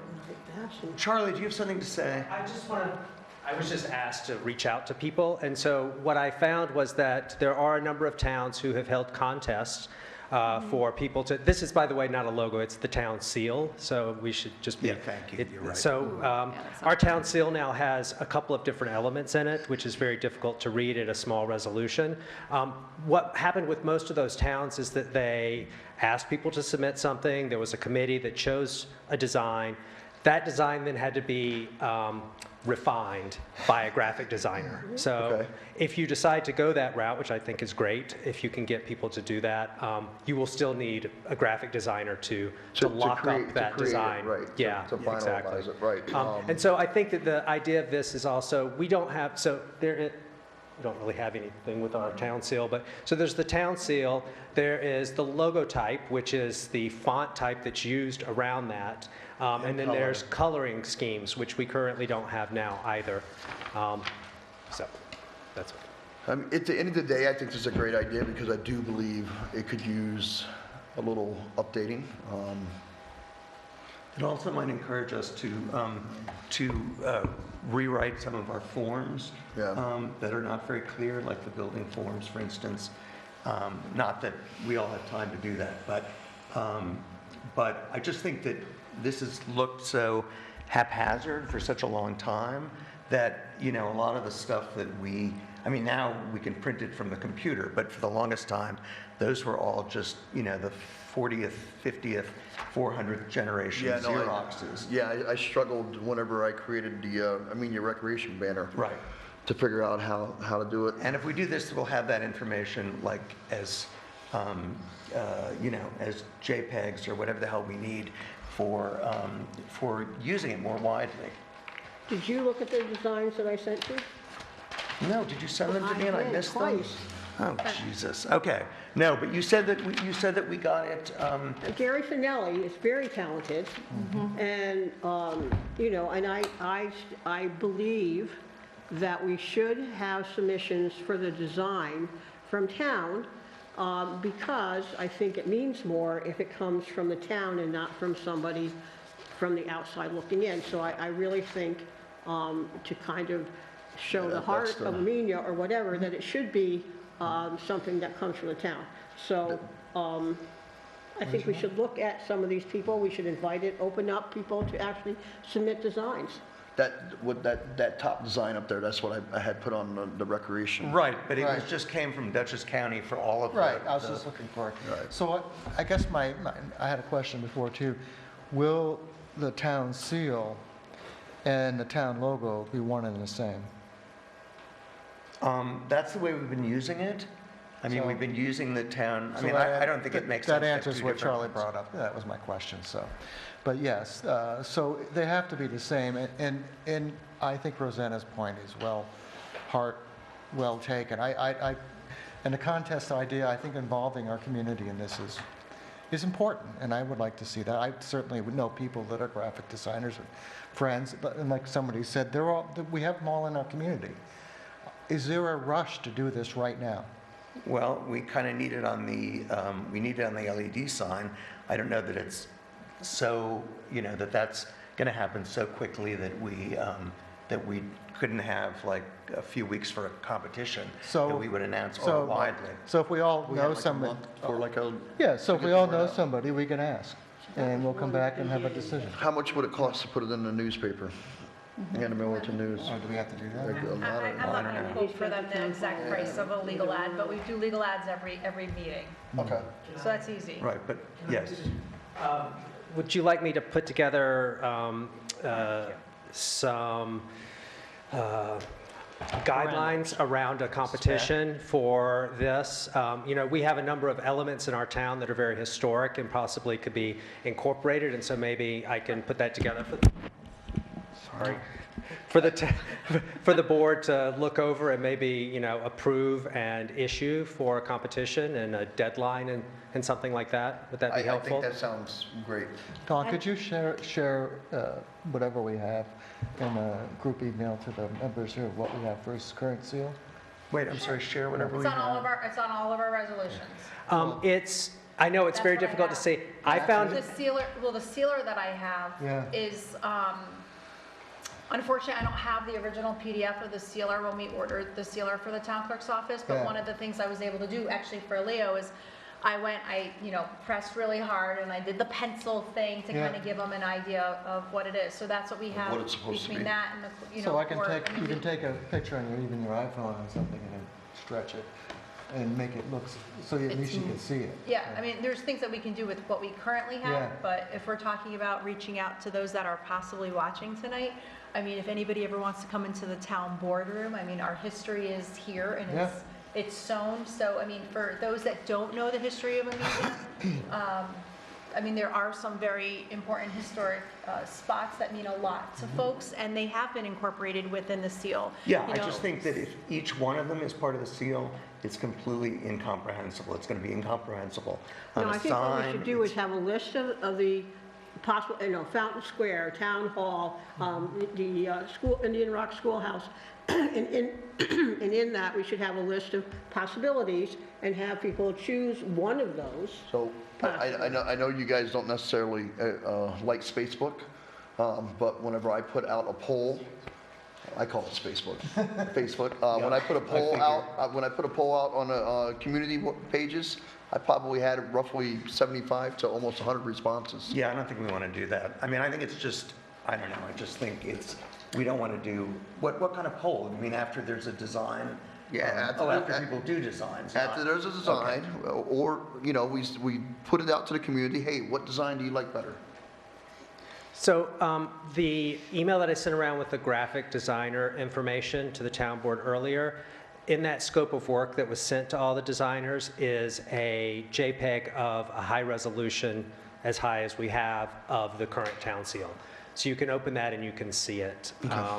And just so everybody knows, the town seal has Bald Eagle, it has the Gridley's charcoal kilns, the Bank of Amenia, which is now Bank of Millbrook, Smithfield Church, the horse fountain, so the fountain that's in Fountain Square, and the Amenia Cemetery, are all squished into that seal currently. There's an eagle. So is it okay that I'll put together something for the town board to look at and to possibly, I think that's a good idea. okay. Thank you.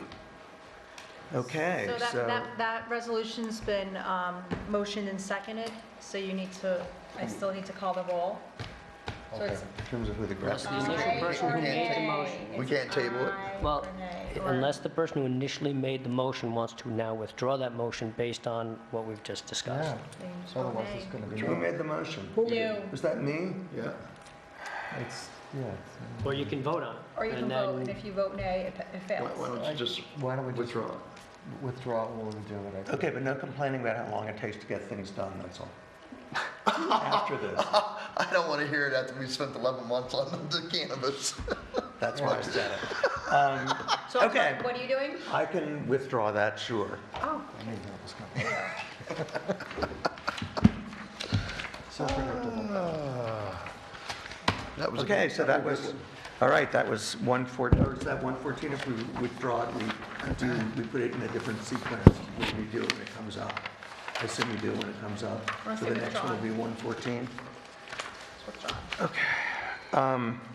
All right, resolution number 114 of 2024. awarding contract for HVAC expansion tank replacement, whereas the town of Amenia is seeking to replace 2 expansion tanks for the town's heating system, and whereas the town of Amenia custodian, pursuant to the town's procurement policy, obtained proposals from qualified companies to replace 2 expansion tanks for the town's heating system, and whereas by resolution number 83 of 2024 adopted by the town board on July 1st, 2024, the town board awarded the contract to Folks Home Services, and whereas Folks Home Services failed to accept the job, and whereas the town of Amenia requested new proposals and the following proposals were received. From William Perotti and Sons, the estimated cost was $7,451, and from Southeast Mechanical Corporation, it was $9,469. Whereas the town board of the town of Amenia has reviewed the proposals and has determined that William Perotti and Sons, Inc. submitted the lowest responsible bid and recommends the contract for replacing 2 expansion tanks for the town's heating system be awarded to William Perotti and Sons, Inc. in the amount of $7,451. And whereas pursuant to 6 NYCRR Part 617.5 C1, the maintenance or repair involving no substantial changes in existing structure is deemed a Type 2 action under the State Environmental Quality Review Act, and therefore is not subject to review under SECRA. Now, therefore, it be resolved as follows. The recitations set forth above are incorporated in this resolution as if fully set forth and adopted herein. The town board of the town of Amenia hereby revokes its prior contract award to Folks Home Services. The town board has determined that this is a Type 2 action under SECRA and therefore not subject to review under SECRA. The town board of the town of Amenia hereby awards the contract for replacing 2 expansion tanks for the town's heating system to William Perotti and Sons, Inc. The town board of the town of Amenia hereby authorizes and directs the payment for such services from Dawn. You actually. Sorry. Building C, budget line 16204.1.62. Okay. In the amount of, that we have that. 7451. 7451. In accordance with the William and Perotti and Sons proposal annexed here 2, the town board of the town of Amenia hereby authorizes the supervisor to execute a contract for such services after review by the attorney to the town in accordance with the next proposal. I'll make that motion. I'll second. Discussion. Sure. Quick question. There's only one quote attached, not that we're going to go with the other quote, but it's not attached to the proposal. It's just the one. And the second... Would you feel better if I went out and got it for you? Let me finish, please. Okay, Brent, That go would ahead. be the respectful thing to do, Leo. I know, but I have issues with respecting you, so please go ahead. When are you going to stop this bullshit? When you stop your bullshit, Oh, my probably. God. And the second thing is, now that I was interrupted very rudely, the second thing is, from the folks, do we know exactly why they decided not to Yeah, do they it? realized that they actually couldn't perform it, that they didn't know enough to perform it. That was what was sort of so ridiculous, is it took months for them to admit, to let our custodian know that. I'm grateful that I know that now, so that's it. Okay. Supervisor Blackman? Yes. Council members Winters? Yes. Revelard? Yes. Ham? Yes. Ahern? Yes. Okay. Resolution number 115 of 2024, authorizing hiring a surveyor to conduct a survey of a parcel of land commonly known as Wassaic Pocket Park. Whereas the town board of the town of Amenia is seeking to conduct a survey of a parcel of land commonly known as Wassaic Pocket Park to lay out improvements requested by the Enhancement Committee and to obtain a proper meets and bounds description of the parcel, and whereas the town board has requested quotes from local surveyors, and whereas the following quotes were received: Kirk Horton at $900, B. Terrell Munier at $3,000, and there was another bidder that had too much work. Whereas Kirk Horton has submitted the lowest quote for conducting the survey, and whereas the town board of the town of Amenia has determined it is in the best interest of the town to authorize Kirk Horton to conduct a survey of a parcel of land commonly known as Wassaic Pocket Park in the amount of $900, now therefore be resolved, the recitations set forth above are incorporated in this resolution as if fully set forth and adopted herein. The town board hereby authorizes Kirk Horton to conduct a survey of a parcel of land commonly known as Wassaic Pocket Park in the amount of $900. The funds will be paid from... Community beautification line number 8510.4. Thank you. And the town board hereby authorizes the town supervisor to execute any and all documentation necessary to effectuate this resolution. I'll motion it. Second, and I have a question for You gotta- Ian. Somebody's got to second it first. He did. I He did. You did. He did. Ian, this is the parcel that we spent the money on getting the title unsuccessfully, right? Yeah, so I've been doing research on how we can go about getting the property. It's something I will discuss with the board in an Right. executive session with regards to potential litigations, and we will need a proper meets and bounds of the property anyway, so it will also benefit that cause. Okay, all right. So, so this is something that's in congruity with that? Yes. Okay, all right. And let me see. Leo, you had said in the previous meeting that you were going to contact the MTA. What was the result of that? I never got any real response from them. Okay. Does the board have any questions about that? No, I think that was the only one about MTA. I thought that's where we had left off on this last. Yeah. I have one question. Yep. Any idea why the cost is so different? I mean, No, although I know Kirk Horton is very commonly used in the media, Yeah, that is- so... Yeah, he lives in well, Amenia. you know, they always warn you that sometimes it's a I've mistake worked, to take the I've lowest worked with this cost. guy for like 30 years. He's fine. I just see such a huge price difference. No, I know. Yeah. Typically, when you award a contract, if there's that much of a gap, you are suspicious. But Yeah. I know that this guy has been Okay. well-spoken. All right, excellent, thank you.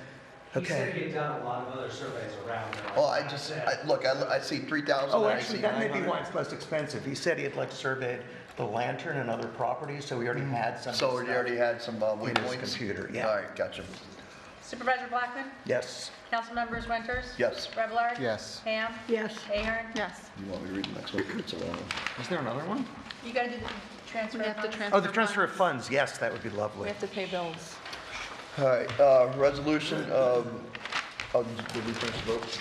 Yeah, we're good. Okay, resolution 116 of 2024, transfer of funds of November 2024, whereas the town board has the authority to transfer funds when necessary or unanticipated to amend the budget, and whereas the budget amendment in a general fund increase 14104-01-078 town clerk training by $45.21 and decrease 14104.01048 town clerk conferences by $45.21. Whereas the budget amendment in the general fund increases 1310401-040 director of finance account support by $2,000 and increase 16204-01-007 building CE telephone by $2,000 and increase 16604-01-074 central room CE by $1,000 and increase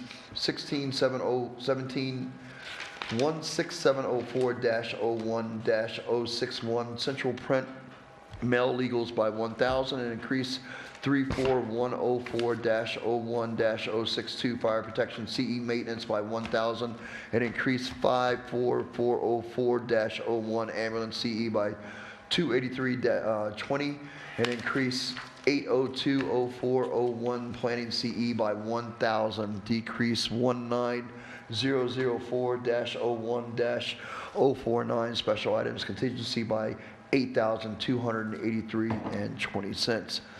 Whereas the budget amendment in general fund increases 31201-01-075 police constable special events by $1,000 and decrease 31204-01-078 police constable training by 1,000. Whereas the budget amendment in the general fund increases 35104-01-081 dog control veterinarian expense by 74180, and decrease 35102-01 dog control EQ by 100, and decrease 35104-01-042 dog control CE board strays by 50, and decrease 35104-01-048 dog control CE conferences by 200, and decrease 35104-01-074 dog control CE supplies by $391.80. Whereas the budget amendment in the general fund increases 50104-01-074 superintendent highway supplies by 5168, and decrease 5104-01-048 superintendent highway conferences by $51.68. Whereas the budget amendment in the general fund increases 54102-01-106 sidewalks Route 22 by $21,485.94, and decrease 14004-01 engineering by $21,485.94.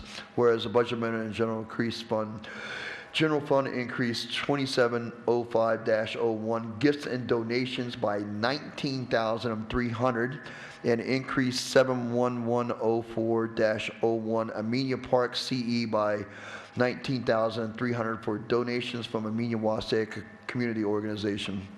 Whereas the budget amendment and general fund increased 71104-01-089 Amenia Park CE ballpark lights by $110, and decreased 71401-01 playgrounds rec by 110. Whereas the budget amendment in the general fund increases general fund increases 90608-01 medical insurance town by $2,500, and decrease 90608-01-037 medical insurance deductible by $2,500. Whereas the budget amendment in the general fund increases 4089-01 federal aid other by $21,000, and increase 99019-01 inter-fund transfer by $21,000 for transfer from American Rescue Fund to Water Fund for engineering services in connection with the Town of Amenia Water District Capital Project.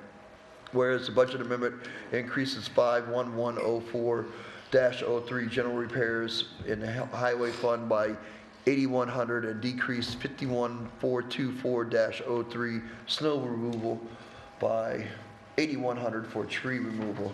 Whereas the budget increase 51304-03 machinery in the highway funds by $10,500, and decrease 51424-03 snow removal by $10,500 for a new trailer. Whereas the budget increased 83104-06-080 administration allocated in a water fund by 100, and decrease 83406-06 transmission distribution by 100 for street bond insurance. Whereas the budget amendment increases 5031-06 interfund transfer in the water fund by $21,000, and increase 83404-06-163 transmission distribution engineering by $21,000 for engineering services in connection with the Town of Amenia Water District Capital Project. Now, therefore, it be resolved, the Town Board authorizes transfer of necessary budget lines to process the transactions. Nicely done. You gonna make it? You making that motion? I'll make that motion. Second. Brad? Supervisor Blackman? Yes. Councilmembers? You exhausted now? Yes. Yeah, I I'm going to get water. That's quiet. Sorry. Councilwoman Ham? Yes. Ahern? Yes. Oh, my God. Careful. New big table. I know the table. Okay, do we have any other matters? I think you did, Rosanna, right? Well, I had matters or comments, whatever you want to call Oh, them. well, wherever you'd like to put it. Okay, well, I don't actually know why those are separate categories, but whatever. So, one of the things that I wanted to mention is, as Bill mentioned, there was a water meeting the other night, which I attended. The idea of magnets was brought up at that time. Actually, it was Bill's idea, and Nancy's going to look into that. And I hope that can be done as soon as possible, along with letters. It was also mentioned that perhaps the VRI number also be posted on the door with those other numbers. And that we move forward with some kind of alert system as soon as possible.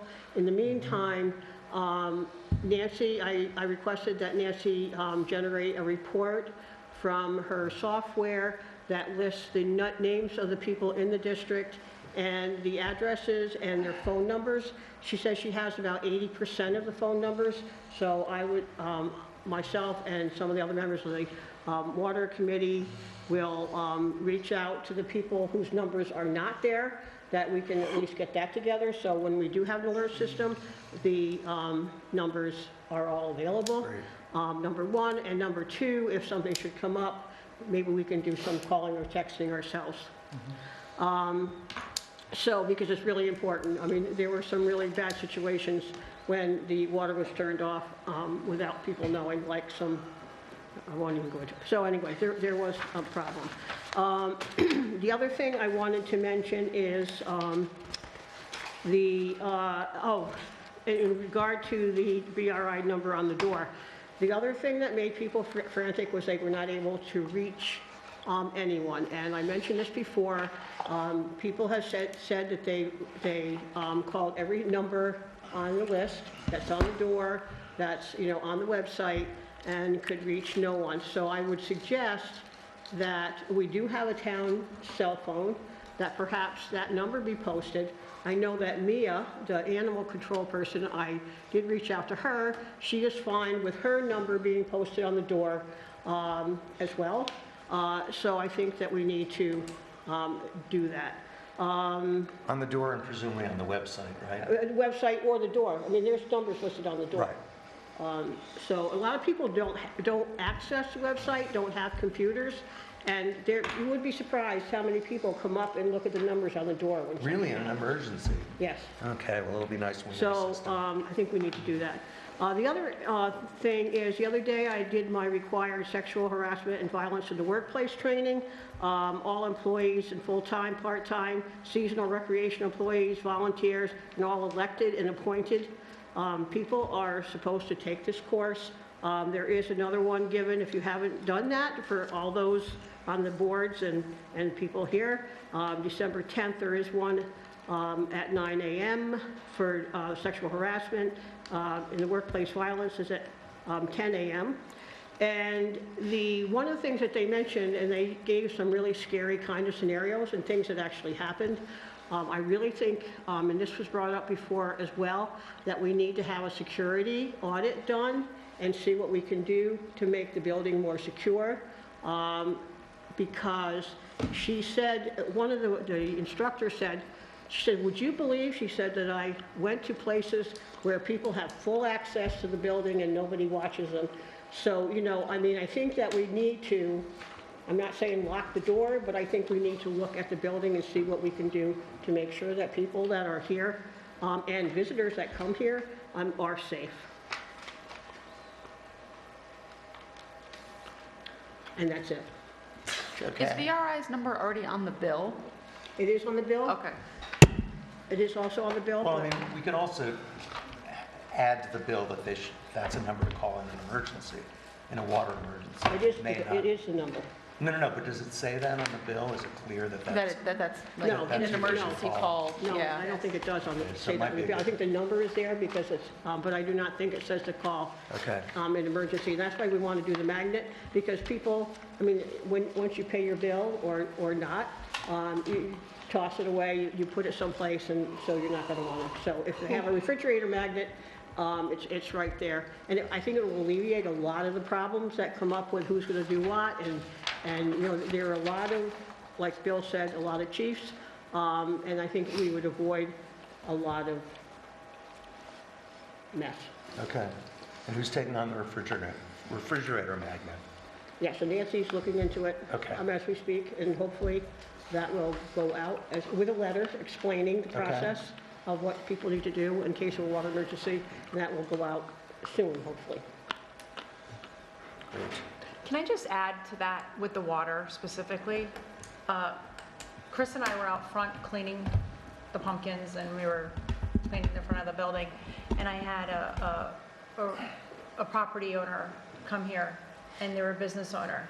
And I think it's really important that we talk about the communication of all of us here, that an email should go out, and we continue with the email chain showing who's doing what. Because anytime there was an emergency, one of the things I was able to work on with Deputy Supervisor Ham during the emergency that she went in through and experienced, I said, you keep a log, you keep track of what's going on, so that way you know what the activities are. So when you do have reports, or if you do have activities, we understand what the process is. So it wasn't until a certain point that I ended up sending an email out to the supervisor, like, what's the update?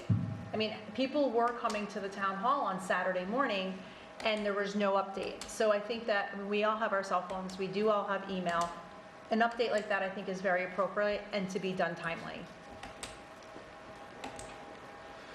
Okay. You had a question, didn't you, that you never got to ask?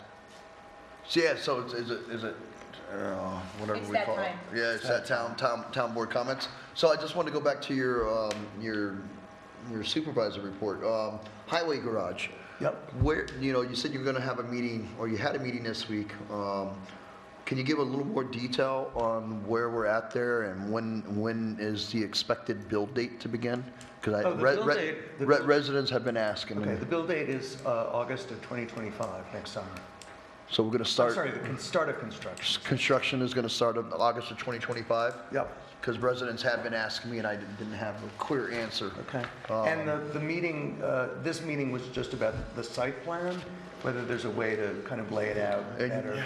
I think you and I discussed by email about making sure that they plan for future solar arrays. That was discussed, yeah. Okay, yeah. Good. And actually, I think I was at the meeting, that is definitely in the plan already, and has been all along. So the whole idea of. So they changed the orientation of the building too, to make that easier. And so the conduits and all that stuff will be. Well, we're not nearly at the point of conduits, but yes, that will all be ready. Well, to me, it should have already been. But they know about it, and they have, their green energy people on their staff. I thought we had already designed a building. No? Well, that was the feasibility study. Okay. So it was designed, but we're using different engineers now. So they're redesigning it all over again, basically? Well, I mean, I think the first engineer didn't really pay much attention to Megan or the specific needs of Amenia. So I'm kind of glad we have a new engineer. They're not going back to scratch. I mean, basically what they're doing, they took the original plan. They met extensively with Megan and I believe some of her crew, and they came up and they made adjustments to it to suit So their needs. this plan is going to come to the town board and give us a chance to review it before we say yeah? Yeah, of course. Okay, excellent. That's it. That's all I have. I have an update on my Wasaic Sin Patch limbs. There's like 9. Oh, yeah. Finally, So after all this time. So I met with them a month and a half ago probably out there, and I could tell from that meeting that it didn't look like they wanted to take responsibility for it, and I followed up. I'm sorry, they who? Optimum, Altice. Oh, Optimum didn't want to, okay, Yeah. I'm sorry. Trying to kind of throw it to the property owners that, the trees might be on their property. So I filed a complaint with the Public Service Commission about Optimum, because I'm kind of not going to let it, I'm not going to let it down. Because now that there is no foliage there and it doesn't look like just vines are on these cable wires, it is, my husband and I went down there and, thank you, there is 9 limbs just on the one side that are literally hanging their weight on those cables. It's amazing that there isn't any cables that aren't not function, like that are down at all. But come here, winter's coming, and there's going to be ice, there's going to be snow, there's going to be more weight. Snow tomorrow morning. Right, more weight on those limbs that are on cables. So how is Optimum not responsible for that? They are. So that's why I'm filing this, because it is them. They do need to just hire the people that need to take this down. So I'm still working on it. Thank you, Nicole. Yeah, because of the rain. All right, I'm hoping there's no public comments. I have Oh, something. please. So, You did too? No, I don't have Oh, any you're more done. comments. Okay. So I was reading something recently about, this all goes back to, I think it was a couple of years ago, where the Poughkeepsie Journal announced that Dutchess County is #1 in New York State for fentanyl death. That's kind of bugged me for a while. So I was just reading something the other day about there's been a drop in fentanyl death rates due to free fentanyl test strips being given out. So I reached out to the county and I got a call back from Ron Hicks. And right now we're in a position to receive them for free for the town hall. Oh, great. And so I'm following through with this again, but I wanted the board to say, hey, go ahead and pursue this, and then I'll get the county hooked up with Dawn for some details of getting the stuff shipped here. And then, I mean, the idea is that you can put these in the bathrooms or other public areas and people take them, you know. Yep. And this is our effort in saving lives, and this. I think it's a great idea. Okay, all right. I know that they do it at Dutchess Community College. Right. That's where my daughter currently goes. And, you know, she's 19 and she's telling me that her and her classmate, well, not her specifically, but her classmates are using them quite often on their marijuana before they smoke it. Because they are so concerned. Yeah, because They they can are. identify it. They're Wow, so that's great. concerned at that age. That was another reason why I'm saying let's get this going. They're concerned that because there's been kids out there that have gotten that OD'd on fentanyl from smoking marijuana, because that's what the drug dealers are doing nowadays to get that extra little high, is they're adding fentanyl to their marijuana, so it scares the hell out of them. Yeah. Okay. Are we still going to pursue Mr. Charlie's request to figure out this ARPA money here tonight? I think we should. I think we should. Yeah. I think it's Okay. important. What? Discussing application of funds is something that would be more, that's a public issue.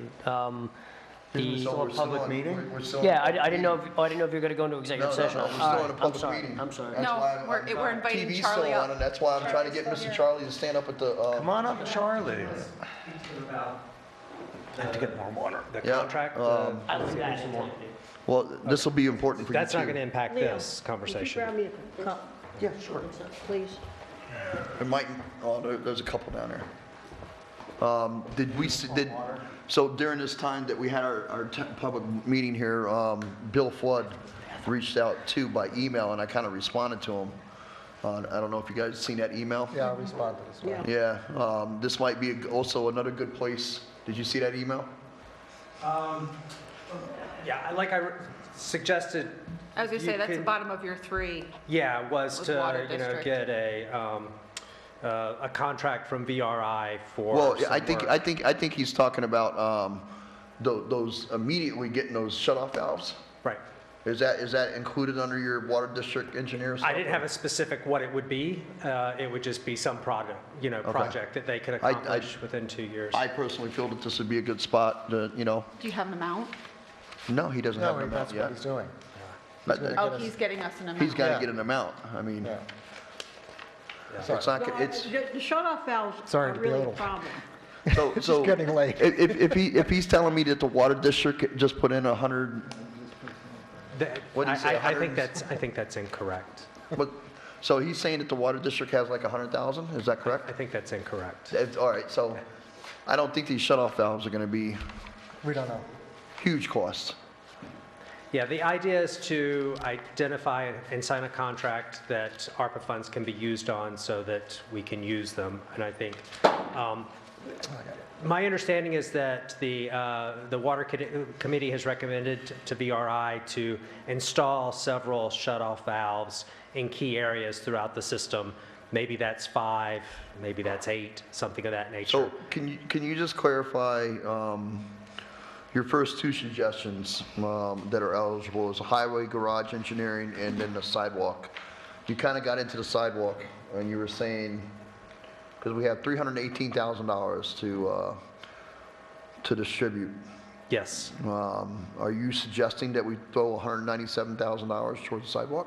No, that's just the amount of the two contracts. Well, the contract that we have signed with Raja is 197, and we have a signed contract with CPL for the highway garage engineering work of 361, or at least not to exceed 361. So I was just giving you, those are the two signed contracts we have now that money can be allocated to. 40,000 for the LED, 40K, 10,000 or 11,000 for website. Are you guys in agreement with that?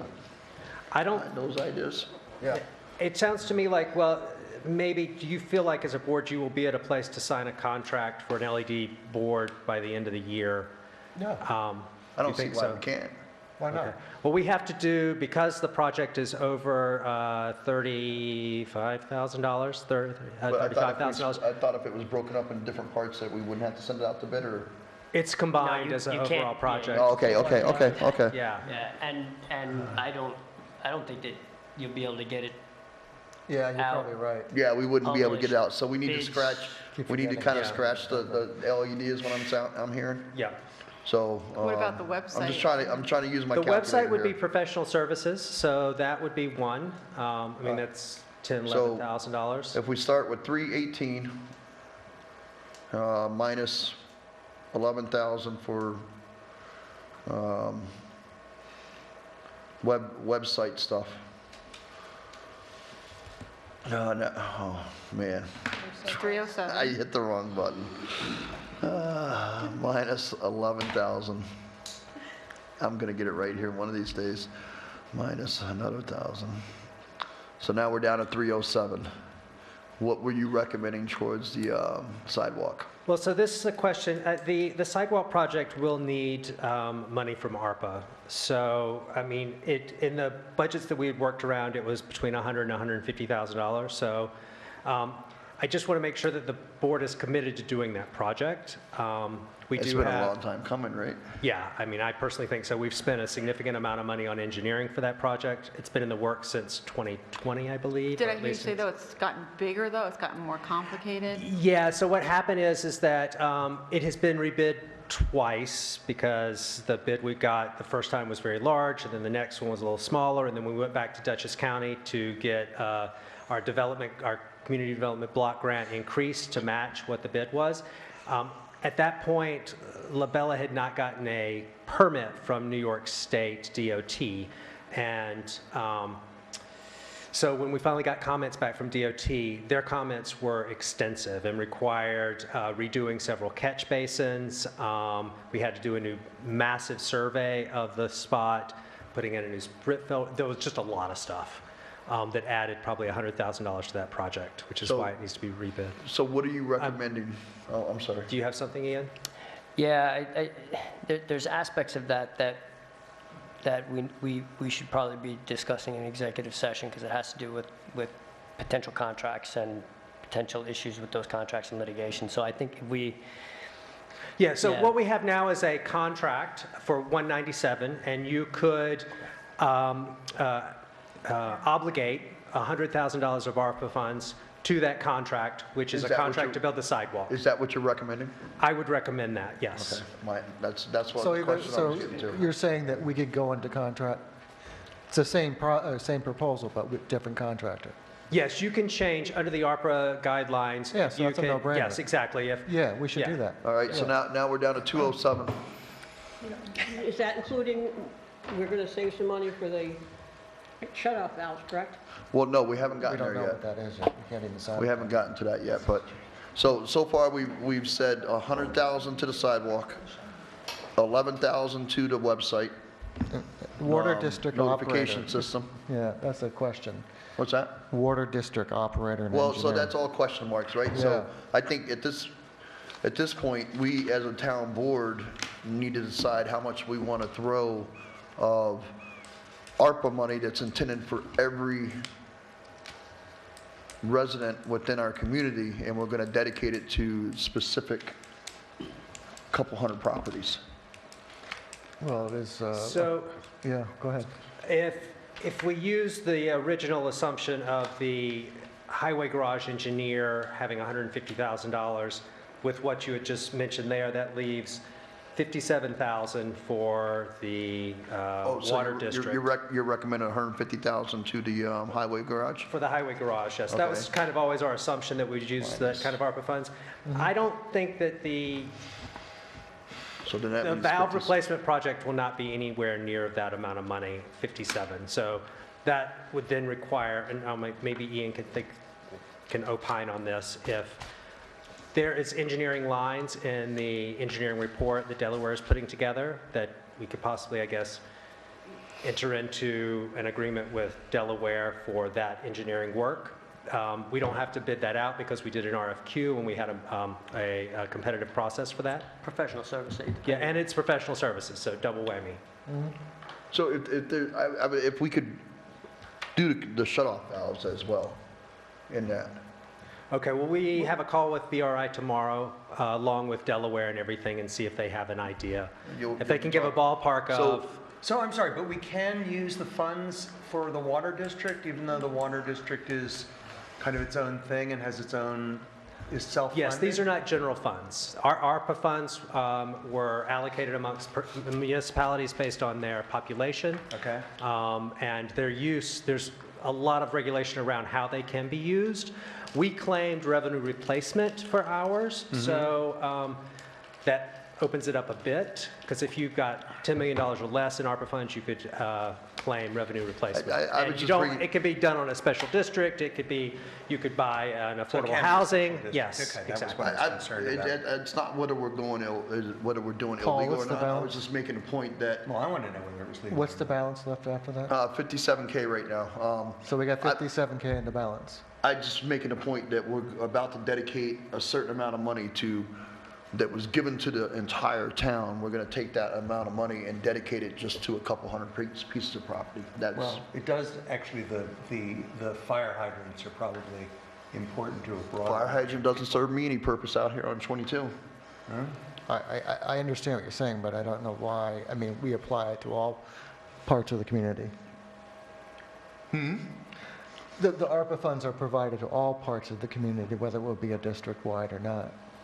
Well, I that's think what I'm saying Paul's- is that the money was given to us as ARPA for the entire town. Now we're going to take that money that was dedicated for the entire town and spend it on a special district. But we're also talking about other parts of the ARPA fund going different parts of the district. At the end of the day, I don't have a problem with that. I think it's a good spot, but I just want us to be sure that whenever residents ask us about that we Well, can it's discuss it. something that's a need for sure. We all have established that. So unless there's another, kind of I- running out of time on this, unless there's another, I think the 57K should go to the water district, Okay. personally. I just wanted us to have that discussion, make sure the town is aware of all that, because I'm sure we'll get questions about it. So the question then, Ian, do you think that the valve replacement project, I'm just going to throw it out there, I think it's probably 10 or 15, around there. So the remaining, do you feel that we could enter into a contract with BRI? I mean, I'm sorry, with Delaware? Delaware's the engineer to do. The engineer, yeah, and because they already have engineering estimates for the work that they would do on other elements of their, I would raise it with them tomorrow in the meeting and see if they can get a proposal out. yeah, okay. So then that's what we'll do. And then, so that the 57 will be broken down into that two contracts, one with VRI for whatever that work for the valve additions will be, and then the other will be for Delaware and their work plan for 2025. So Okay. just Thank you, Charlie. 150K to highway garage, 100K to sidewalk, 11,000, just under 11,000 to website notification system, and 57,000 to the water district. Yes. Lovely. Okay. So that means that the town board, so that website means that you're then choosing one of those, that one website vendor. So I want to make sure if you guys are comfortable with that. If not, I mean, we could always bump up the engineering line for the I think we want water. the one that's going to be the least amount yearly costs afterwards. That also has a notification system attached to it too, both of those website vendors, so. Great. All right, thank you. Did that one also have the, I'm sorry, I did go through and read it, but did that also have the meetings and the agendas? Because I know that this board has talked about going Yeah. to the tablets. Yes, so Wasn't that a separate you're talking about, so, cost? Civic Plus has, so there's two vendors. Civic Plus has a module. They have multiple different modules you can license. One is agenda and minutes. It's very expensive. It's, sorry. No, I just found something I lost. So the quotes on those, it does not include that separate module. Would that be a benefit to be looking at, since they also want to be considering moving forward with the tablets, so they don't have to have all this paper and lose things, because there's so much paper, where with those types of setups, they would be able to have a click of the button as they follow along. And that would also allow for our residents and the newspaper, if they need copies of the resolutions and they want to have the attachments that go with the agenda, keeping it all neat and organized. I mean, is that something that we should? Both of those systems have the modules for just the website that an admin can upload the packet, which has all of that information. So both of the websites are very similar in that regard. I believe that the module you're speaking about is ultimately you create the agenda and then you're able to type in the minutes and it all becomes a searchable piece. And it also works, and just from talking to other town clerks, like then the attorney would be able to put the resolutions right up on there. You can have, everybody can have different functions to who's doing it on the Both of end. those have that capability in But being able to the put. cost that you're presenting to them doesn't have that. Neither one of them does. No. So there's another module Yes. that. So she's asking if that cost should be included above and beyond that 11,000 that we're talking Well, about. so that is the Civic Plus vendor, and there's not an upfront cost with them. They bake it all into their licensing, and so their licensing costs are much higher. So over 2+ years, you're already exceeding the cost of the other vendor because its licensing is so high. So one vendor, the licensing, it's like, I don't know, to 20, I forgot what it is, $2,300, let's say. And Civic Plus is 5,000 plus. Something like that. Well, I just know that we've talked about, and I've heard board members talking about having it, like I know Brad has it, but you have to go from your emails to get everything together, where having a program where it's all in one place at one time and everybody has access to the same document. We don't know what, that way there's no question about what version of local law are we looking at tonight. It's all there. Can you research what it would cost to add that type of module? I can, but I think that means, that's why I'm saying I don't think that we should include in this discussion for ARPA the $11,000, because I don't believe the board will be at a place to So sign you're a saying contract. we need to take the $11,000 out of the ARPA money? That's what So then that would increase the money. that water goes- engineering, yes. Water, okay. Are one of the other lines. So Don, if I understand what you're saying, and because I do this, I can create a document, and share it with other people, and so it becomes an online living document, and we each can work on it together. Is that what you're talking about? So it's kind of like my construction thing. It's like I use 'Cause I use CMIC. that, in existing programs from So- Microsoft. So, I mean, you can, but the whole part is the compatibility with our website, having the transparency of the agenda with the supporting documentation of said agenda. So like, we joke about it all the time, but the transfer of funds has to also be circulated. So when you're looking at the agenda, you'd be able to tap it and But that it's a item- small number of people it's circulated to. No, the agenda goes on our website and it's Well, that's- open to everybody. That's one thing for agendas, but. I'm not talking about that little thing that gets circulated to just us. I'm talking about having it available to the public as soon as it gets uploaded on Monday. What would be available to the public? The agenda and all the supporting documentation, the resolutions, the attachments to which are supposed to be provided to everybody. What's your thought on that? Sharing that ahead of time. What's your thought on that, Ian? It would probably aid in compliance with the open meetings law. Okay.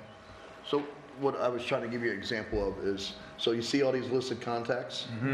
Right? So each one of these people can go to this program called CMIC, and they can access any journal, they can access any RFI, all these, and that's basically what she's talking about, is it's a program like that, that any of us can just click on that program and access it all. And do we have to buy that, like, upfront, or can we add that to what we? It's a license. So there's two things. So let me be clear. So with Civic, let's use names so we remember these companies. With Civic Plus, their back end, you are able to create multiple users with multiple different type of user rights.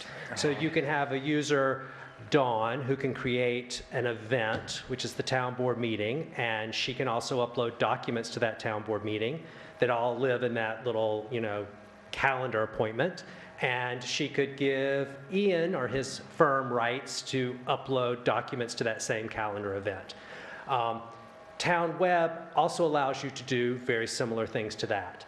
The module that allows you to create an agenda and then upload documents that embed in that agenda, and that agenda then becomes minutes to your meeting, is a different module for just Civic Plus, and that's a licensing piece. And so I'll get you what that costs to license it. Right. So then we have to back up, right? Because we're agreeing to taking the 10,707 and take it away from the website notification system, and we're going to add that amount to the 57,000? Is that how I'm understanding you? Yeah, I think that's what it would be. Yeah.